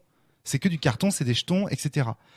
Dans Cthulhu, c'est pareil, puisque, comme vient de le dire Natacha et de le rappeler très justement, le personnage tiré au dé, c'est que du carton. Là, ils invitent les joueurs à s'investir dans leur personnage, à faire des scénars solo. C'est la première fois aussi qu'on entend parler de scénar solo, de quête solo. C'est monumental, c'est une invention monumentale. Ça va, enfin, en tout cas, pour Sens, moi, ça va m'inspirer à fond. Darky. Je suis complètement d'accord avec ce que tu disais. Quand on s'investit dans le personnage, on décuple par 120 ce qu'on ressent après dans l'histoire, on se sent impliqué. Il y a dans Warhammer V2, tu as la possibilité de faire ton perso soit en tirant les dés, soit en le créant à main nue, en répartissant tes points, en réfléchissant à ce qu'il est et ce qu'il va devenir. Et j'ai mené quelques parties quand les joueurs le jetaient au dé, ils s'intéressaient pas une seule seconde à l'histoire. Quand ils commençaient à créer le perso, déjà ils étaient attachés, ils avaient un lien, ils étaient à fond dans le jeu, quoi. Et ça, c'est génial. C'est comme Toulouse, hein. Moi, les premières parties, j'avais dit non, je tire pas au dé. Je veux vraiment créer mon perso, c'est important. J'étais trop dégoûtée quand je le perdais. Maintenant, je le jette au dé et j'essaye de le charcler, mais méchamment, et c'est vachement plus drôle. Mais tu vois, en fonction des propositions que tu fais, en fonction de comment tu abordes la chose, ça peut être ultra frustrant parce que tu vas demander à un joueur de s'investir à fond dans un personnage, il va commencer à se projeter dans le maelstrom et imaginer ce que ça va pouvoir donner en partie. Et là, domination, assis. Lèche-toi la patte, lève la patte et pisse sur le lampadaire. Voilà, domination, tu peux faire ça à ton personnage trop classe que t'as mis trop de temps à investir. Et du coup, ça va créer des tensions, non pas entre les personnages, mais entre les joueurs autour des tables. Et ça, c'est un vrai problème. C'est-à-dire que c'est à double tranchant cet investissement. Et à mon avis, cet investissement que pour la première fois Vampire demande aux joueurs de jeux de rôle, mais bon, c'est vrai qu'il y a encore une fois, en France, il y a des jeux de rôle comme Hurlement et tout. Attention, je suis pas en train de dire que Vampire a tout inventé, mais en tout cas, c'est lui qui l'a démocratisé, c'est lui qui le transmet à beaucoup de gens. Cet investissement personnel, c'est aussi celui qui sera pointé finalement par Mireille Dumas, Zone Interdite et toutes ces émissions de merde, à travers le jeu de rôle. Eh oui. Et donc moi, c'est ça qui me fascine, c'est que ce jeu est un témoin d'une époque. À plein de niveaux. Et j'ai encore tellement de choses à vous dire. Sur l'attachement au personnage, je me pose la question parce que dans Donjons et Dragons, tu dis que c'est une boîte en carton, enfin qu'un carton. Je pense que la critique leur est adressée. Je dis pas que c'est ce que je pense. Je pense que les joueurs de Donjons et Dragons sont joués des très très longues chroniques. Tout à fait. Il y a un investissement dans le personnage qui va beaucoup plus loin que ce qu'il y a peut-être dans Vampire même. Absolument. Oui, c'est ça, t'as tué mon bonhomme, c'est un exemple marquant. Alors, je suis tout à fait d'accord avec toi. Néanmoins, je ne peux pas, quand je vois cette critique du personnage en carton, je ne peux pas m'empêcher de penser que c'est une critique indirecte adressée à Cthulhu et à DD. Enfin, c'est toujours sur cette question. J'avais fait un stage chez Black Book, donc c'est ceux qui éditent Pathfinder. Donc niveau fan de D&D, ils sont pas mal. Et qui disait effectivement, enfin, qui en gros disait du narrativisme. Oui, en fait, on fait ça depuis longtemps. Ce qu'on dit souvent, en fait, c'est que voilà, au départ, les règles de combat et tout ça, ça permet de lancer le truc. Et puis au fur et à mesure, on rajoute un peu de chair sur nos personnages. On fait de plus en plus de roleplay, on s'attache, etc. Ouais, on s'attache. On s'attache. Ça se fait. C'est juste que ça se fait progressivement. Ça se réfléchit pas en amont. Tout à fait. Ouais. Pas nécessairement en amont. Bon, après, le problème, c'est que dans ce cas-là, on tombe aussi dans ce que Fly tout à l'heure appelait le narrativisme à la vanille. C'est-à-dire qu'en fait, on fait du narrativisme dans un système qui n'est pas prévu pour ça. Et là, on voit bien dans Vampire ce que ça donne. Hein. T'as vu comment ça donne des frustrations énormes. Et regardez, par exemple, tiens, très intéressant. Dans les chums, là, que vous citiez tout à l'heure, t'as tué mon bonhomme. Les joueurs, ils finissent par se taper dessus à la fin, dans son petit truc. Et pourquoi ? Parce que l'investissement émotionnel des joueurs est tellement fort que lorsque le personnage est tué, c'est l'honneur du joueur lui-même qui est atteint. Et enfin, il y a tant de choses à dire là-dessus. Enfin, c'est très intéressant. Il y a l'idée aussi que quand ça se construit progressivement, à partir d'une, au départ, on est uniquement sur un aspect minimaxage ludique, tout le monde est d'accord. Ouais. Progressivement, on s'investit plus dans les personnages et tout le monde est d'accord parce qu'en plus, ils se connaissent de plus en plus, les joueurs autour. Et donc, il peut y avoir une unité qui peut dans la plupart des cas, éviter ces problèmes.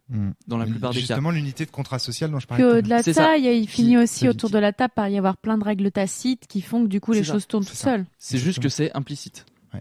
Et l'investissement, vous voyez comme il est à double tranchant. C'est-à-dire qu'à un moment donné, plus un jeu vous demande d'investissement, plus ces règles doivent être extrêmement bien travaillées pour bien inciter le joueur à distinguer son personnage de lui-même. Parce qu'il y a un moment donné où sinon les tensions entre les joueurs, entre les personnages vont finir par être des tensions entre les joueurs.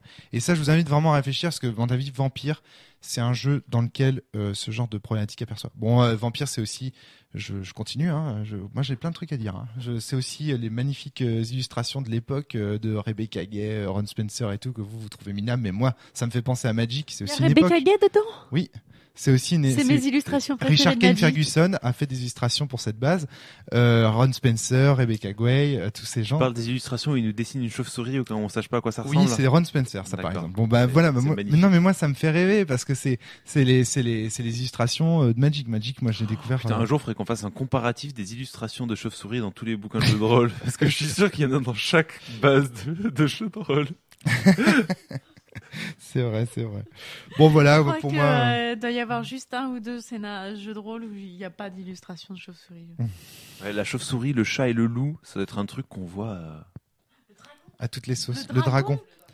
Ouais, mais le dragon, non, tu vois, c'est trop grandiose pour que ça vaille le coup d'être étudié sur ce. Sébastien Sellera en off me disait l'autre jour qu'un dragon sur une couverture, c'est 30% de vente en plus.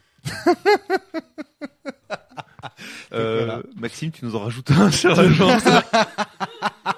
L'agence avec des dragons. Le symbole de l'agence, ça pourrait pas être un dragon, on s'en fout de toute façon. Je pense qu'il est temps de mettre un dragon sur l'agence.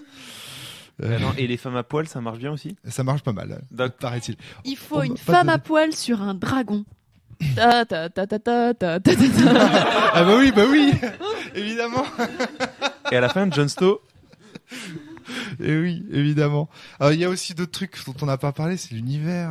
On n'a pas du tout parlé de l'univers de Vampire, alors que c'est quand même un des gros éléments. Moi, j'aurais bien aimé que tu nous racontes quelques spoils que j'ai pas encore, mais bon. Alors, c'est difficile de parler de l'univers en même temps, parce que, moi, j'étais un joueur novice.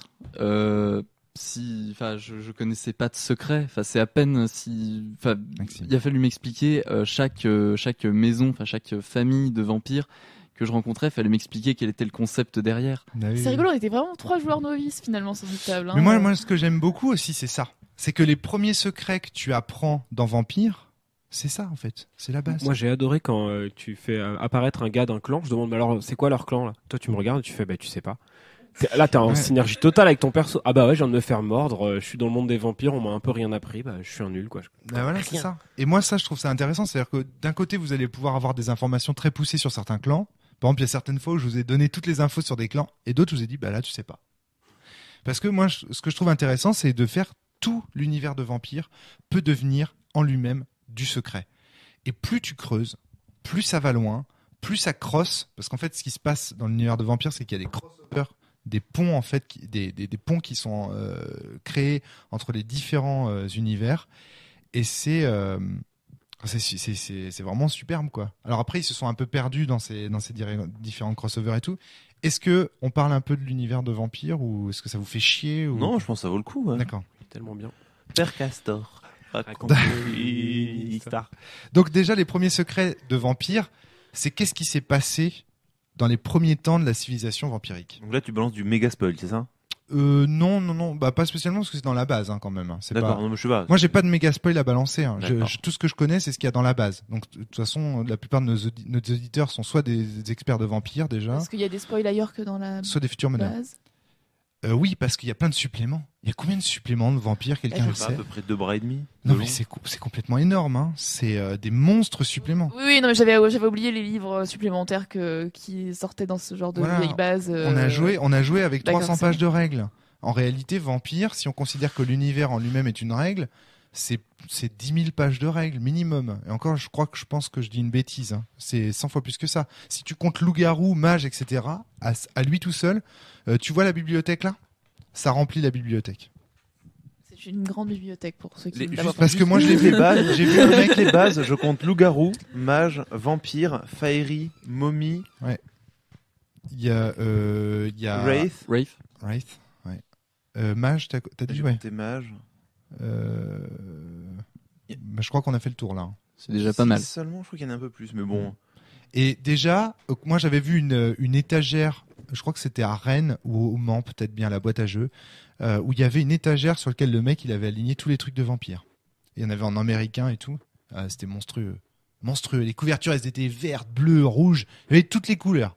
Il y en avait plein, ça va à fond. Et c'est toujours cette espèce de trame là d'ailleurs bizarre, la moitié pierrique un peu, je sais pas comment dire, de pierre. Toujours cette espèce de marbré. Ouais, c'est du marbre, ouais. Et c'est le marbre qui change un peu de couleur, mais les bases ont toujours cette esthétique-là. Et donc si vous en voyez dans des magasins de jeux de rôle, regardez, mais c'est monstrueux. Il y a une littérature mais colossale. Il pourrait faire un wiki vampire. Il y en aurait des heures et des heures de. Ça doit exister, lecture. non ? Je pense que ça existe. Il doit même y avoir du porn avec. Hein. Donc voilà. Donc l'un des premiers secrets, c'est comment comprendre l'origine des vampires, l'existence de Dieu. Est-elle une réalité ? Est-elle une fiction ? Ça, voilà, il y a tout ça. Quelles sont les grandes entités mystiques qui dominent l'univers de vampires ? Et là, il y a des secrets énormes, métaphysiques. Enfin, voilà, quoi, c'est à découvrir. Donc déjà, quand tu vois tout ça, et par exemple, on découvre au fur et à mesure de l'exploration qu'il y a des cités dans lesquelles les hommes et les vampires vivaient en symbiose. Que c'est pas évident que le vampire soit dominant de l'homme. Qu'il y a des civilisations dans lesquelles c'est l'homme qui domine le vampire. Qu'il y a des civilisations dans lesquelles le vampire, c'est pas une créature démoniaque, c'est un ange qui a atteint un état transcendantal, Golconde, qui est plus élevé, etc. Et qu'en fonction des civilisations, tout ça est différent. Et donc, il y a plein de choses à dire, mais il y a plein de secrets. Et parmi les moteurs des secrets principaux de Vampire la Mascarade, c'est ce qu'on appelle le djihad. dont je ne vous ai pas du tout parlé, ce qui est, à mon avis, là, les fans de Vampire vont dire, mais comment ça, il a fait un scénar de Vampire, c'est parler de djihad. Le djihad, c'est une guerre souterraine qui est menée sur Terre par les antédiluviens, par les grands anciens vampires, enterrés depuis des milliers d'années sous la Terre, et qui, à travers les disciplines que vous utilisez sans arrêt, et à travers vos âmes et à travers votre sang, vous manipulent comme des pions sur la Terre, et font un grand jeu de société qui s'appelle le djihad, et dont les toréadors, les ventrous, et tous ces gens-là ne sont finalement que des pions. Et donc, ils avancent leurs pions. Et donc, en fait, alors, mais ça, c'est ce que se racontent les vampires entre eux. C'est même pas un secret, ça. C'est ce que vous a dit votre sire au début. On s'est dit, le djihad, ça existe. Il y a des gens qui vous manipulent, etc. Et le djihad, en lui-même, constitue un ensemble de secrets sur qui encule qui, comment, qui a diablé qui est monstrueux. Enfin, moi, j'ai des secrets à ce niveau-là, à se hérisser les poils sur les bras, tellement c'est intéressant. C'est passionnant. Il y a des théories parce que les gens sont pas tous d'accord sur qui domine qui, comment. C'est super intéressant. C'est abyssal. C'est abyssal. Il n'y a pas d'autre mot. C'est super intéressant. Donc là, encore une grande force de Vampire, son univers. C'est quelque chose que j'ai retrouvé beaucoup dans INS aussi, ce genre de métaphysique. Alors, dans INS, c'est intéressant, mais c'est très second degré. Oui, dans Vampire, c'est très sérieux et c'est très intéressant du point de vue des problématiques existentielles qui sont abordées. Qu'est-ce qu'on est ? Est-ce qu'on est qu'une âme ? Est-ce qu'on est que du sang ? Est-ce qu'on est que de la chair ? Moi, je trouvais qu'il y avait des trucs notamment sur la diablerie. C'est ce que j'espérais. Super intéressant. C'est ce que j'espérais essayer d'aborder avec le personnage un peu mystique que j'avais créé. Et... Impossible d'aborder Vampire en un seul scénario, c'est impossible. Ouais. Impossible. Mais mort. C'est pour ça que je te disais c'était plus un scénario de campagne. C'est mort. Un personnage de campagne du coup. En termes de secret, lire 10 000 pages. Ouais, c'est voilà. mort. Si on te les lisait pendant une campagne de jeu de rôle, ça serait. En termes de secret, Vampire, en termes de révélation, de twist et tout, Sens à côté, ça va se coucher. Hein. Ça va se rhabiller. C'est-à-dire qu'il y a des tas et des tas de secrets de fous, des révélations, des twists mais incroyables. Donc, moi, je pense aussi que c'est un jeu qui fait dire à beaucoup de rôlistes que ce qui compte, c'est l'univers, que le système de résolution, on s'en fout. Aussi, parce que Vampire, c'est un univers d'extrêmement bonne qualité. Et que du coup, les gens se sont dit, non mais attends, un univers comme ça. Mais c'est aussi un univers qui a ses revers. Parce que s'il y a aussi, autant de littérature, c'est aussi parce qu'il fallait vendre des suppléments, parce qu'il fallait faire du pognon, parce qu'à un moment donné, on a senti le filon, on a commencé à faire dans le commercial, et malheureusement, l'univers de Vampire n'est pas exempt de contradictions. Il y a des personnages qui devraient pas être là parce que si on se fie au livre temps de tel truc, alors les auteurs de Vampire s'en sortent toujours en disant oui, mais c'est l'interprétation de machin à ce moment-là et c'est que le livre de un tel qui a dit ça, alors que etc. Il y a des romans, il y a des jeux vidéo de Vampire, il y a des jeux de cartes. Il y a un jeu de cartes qui s'appelle Jihad, qui est extraordinaire. Vampire, c'est monstrueux au niveau de l'univers, voilà. Je voulais aussi parler de ça quand même parce que ça aurait été scandaleux de pas le dire. Voilà. Pour finir, ce que j'adore dans ce jeu, c'est son titre, La Mascarade, et son double sens que je trouve très intéressant. La Mascarade, c'est à la fois le fait que les vampires se cachent des humains, pour rester dans l'ombre et diriger le troupeau dans l'ombre. Mais la Mascarade, c'est aussi l'œuvre du vampire qui cherche, en préservant son humanité, à faire semblant d'être ce qu'il n'est pas, à savoir à faire semblant d'être un humain. Et ça, je trouve ça très très beau. Ce côté, et puis, il y a encore, le monde ressemble à la personne qui le dimension sculpte. méta. Enfin, c'est le joueur qui joue son personnage. Absolument. Je le trouve hyper méta ce jeu en fait, mais il est très profond. Est-ce que l'humanité, c'est pas un semblant d'immersion négative ? J'en suis persuadé. Et à lire les règles, en fait, on s'aperçoit qu'en fait, il y a ce qu'on appelle les péchés qui vont, en fonction des actions mauvaises que les joueurs vont faire, ils vont faire commettre des péchés. Ce que vous avez fait d'ailleurs dans le scénar à plusieurs reprises. Le premier péché qui a été fait, ça a été de balancer le personnage de Maxime sur un vampire en frénésie pour qu'il s'en nourrisse.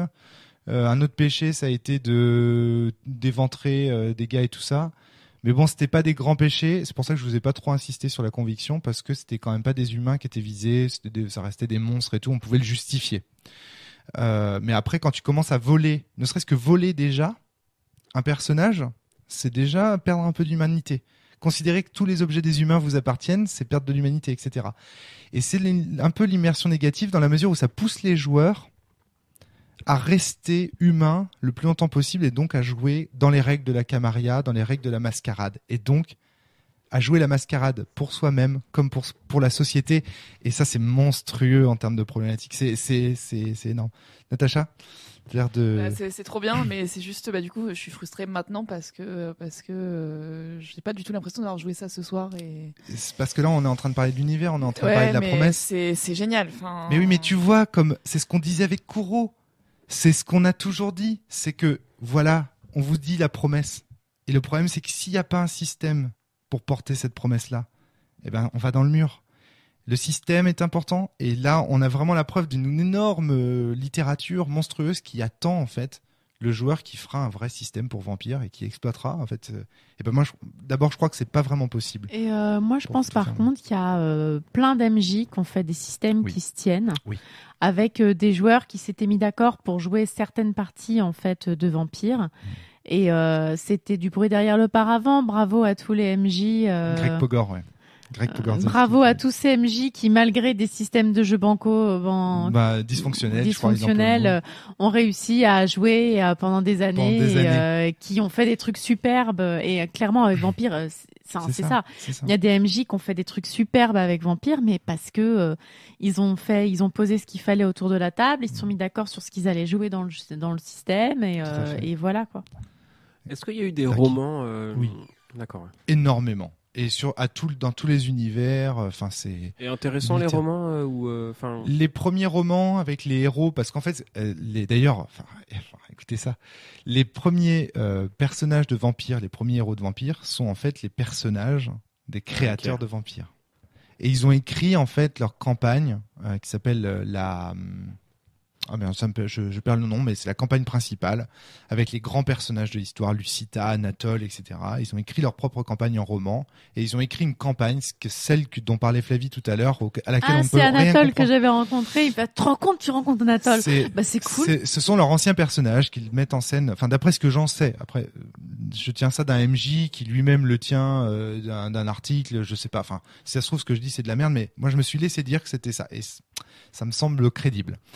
Et voilà, par exemple. Donc là, il y a des romans qui sont, paraît-il, très très intéressants, notamment sur la folie des Malkaviens, où il y a des choses qui sont traitées, qui sont très intéressantes. Mais encore une fois, Vous voyez, là, on est en train de parler de l'univers étendu, ça nous fait rêver tout ça. Bah oui, mais ça nous fait rêver en livre, ça nous fait rêver à lire. Mais est-ce que ça suffit à faire un jeu de rôle ? Eh ben, la réponse est catégorique. La réponse est non. Il faut un système pour porter tout ça. Et voilà. En même temps, il faut une histoire pour porter un livre. L'univers ne suffit pas. Oui, tout à fait. Ouais. C'est complexe, hein, mais moi, je voulais que dans ce podcast, on présente. Ok, on gueule sur le système, mais putain, quand même, ce jeu, qu'est-ce qu'il a forgé ? Qu'est-ce qu'il a apporté ? Déjà, il a forgé la forge, ne serait-ce que ça, parce que je pense que sans Vampire, pour Ron Edward et tous ses petits copains, ne se serait pas posé toutes ces questions. Et voilà, et je pense que ça valait le coup de lui rendre hommage en le testant dans toute cette dysfonctionnalité, mais voilà, aussi en parlant. Enfin, moi, en tout cas, avec amour, parce que vraiment, c'est un jeu que j'aime d'amour. C'est mon...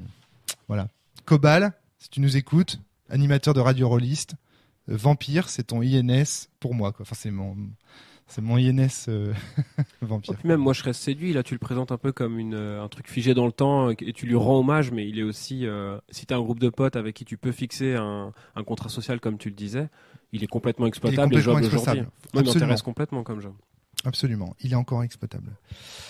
Voilà. J'ai parlé beaucoup tout seul. Je suis désolé pour les auditeurs à qui je casse les oreilles, mais j'avais envie de dire tout ça.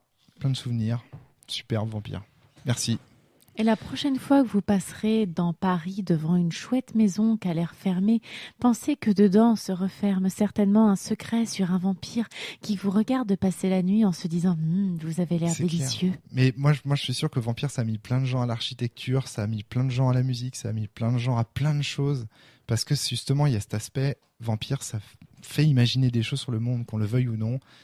Ça réveille quelque chose. Et pour la première fois, c'est pas un écrivain qui nous écrit son histoire de vampire et sa vision du vampire. C'est un joueur qui s'empare d'une culture populaire et qui la forge lui-même avec ses potes. Et ça, c'est très important, avec ses potes. C'est-à-dire qu'il y a tout un groupe qui se met à croire que les vampires, finalement, ça existe. Et ça, c'est très, très fort. Très, très fort. Voilà. Merci à vous d'avoir suivi ce podcast jusqu'au bout. Merci à vous de ne pas vous être endormi pendant ce long discours monologue. Et voilà. À bientôt. Salut. À bientôt. Dormez bien, jouez bien. Dormez bien, jouez bien. Ne sombrez pas en torpeur.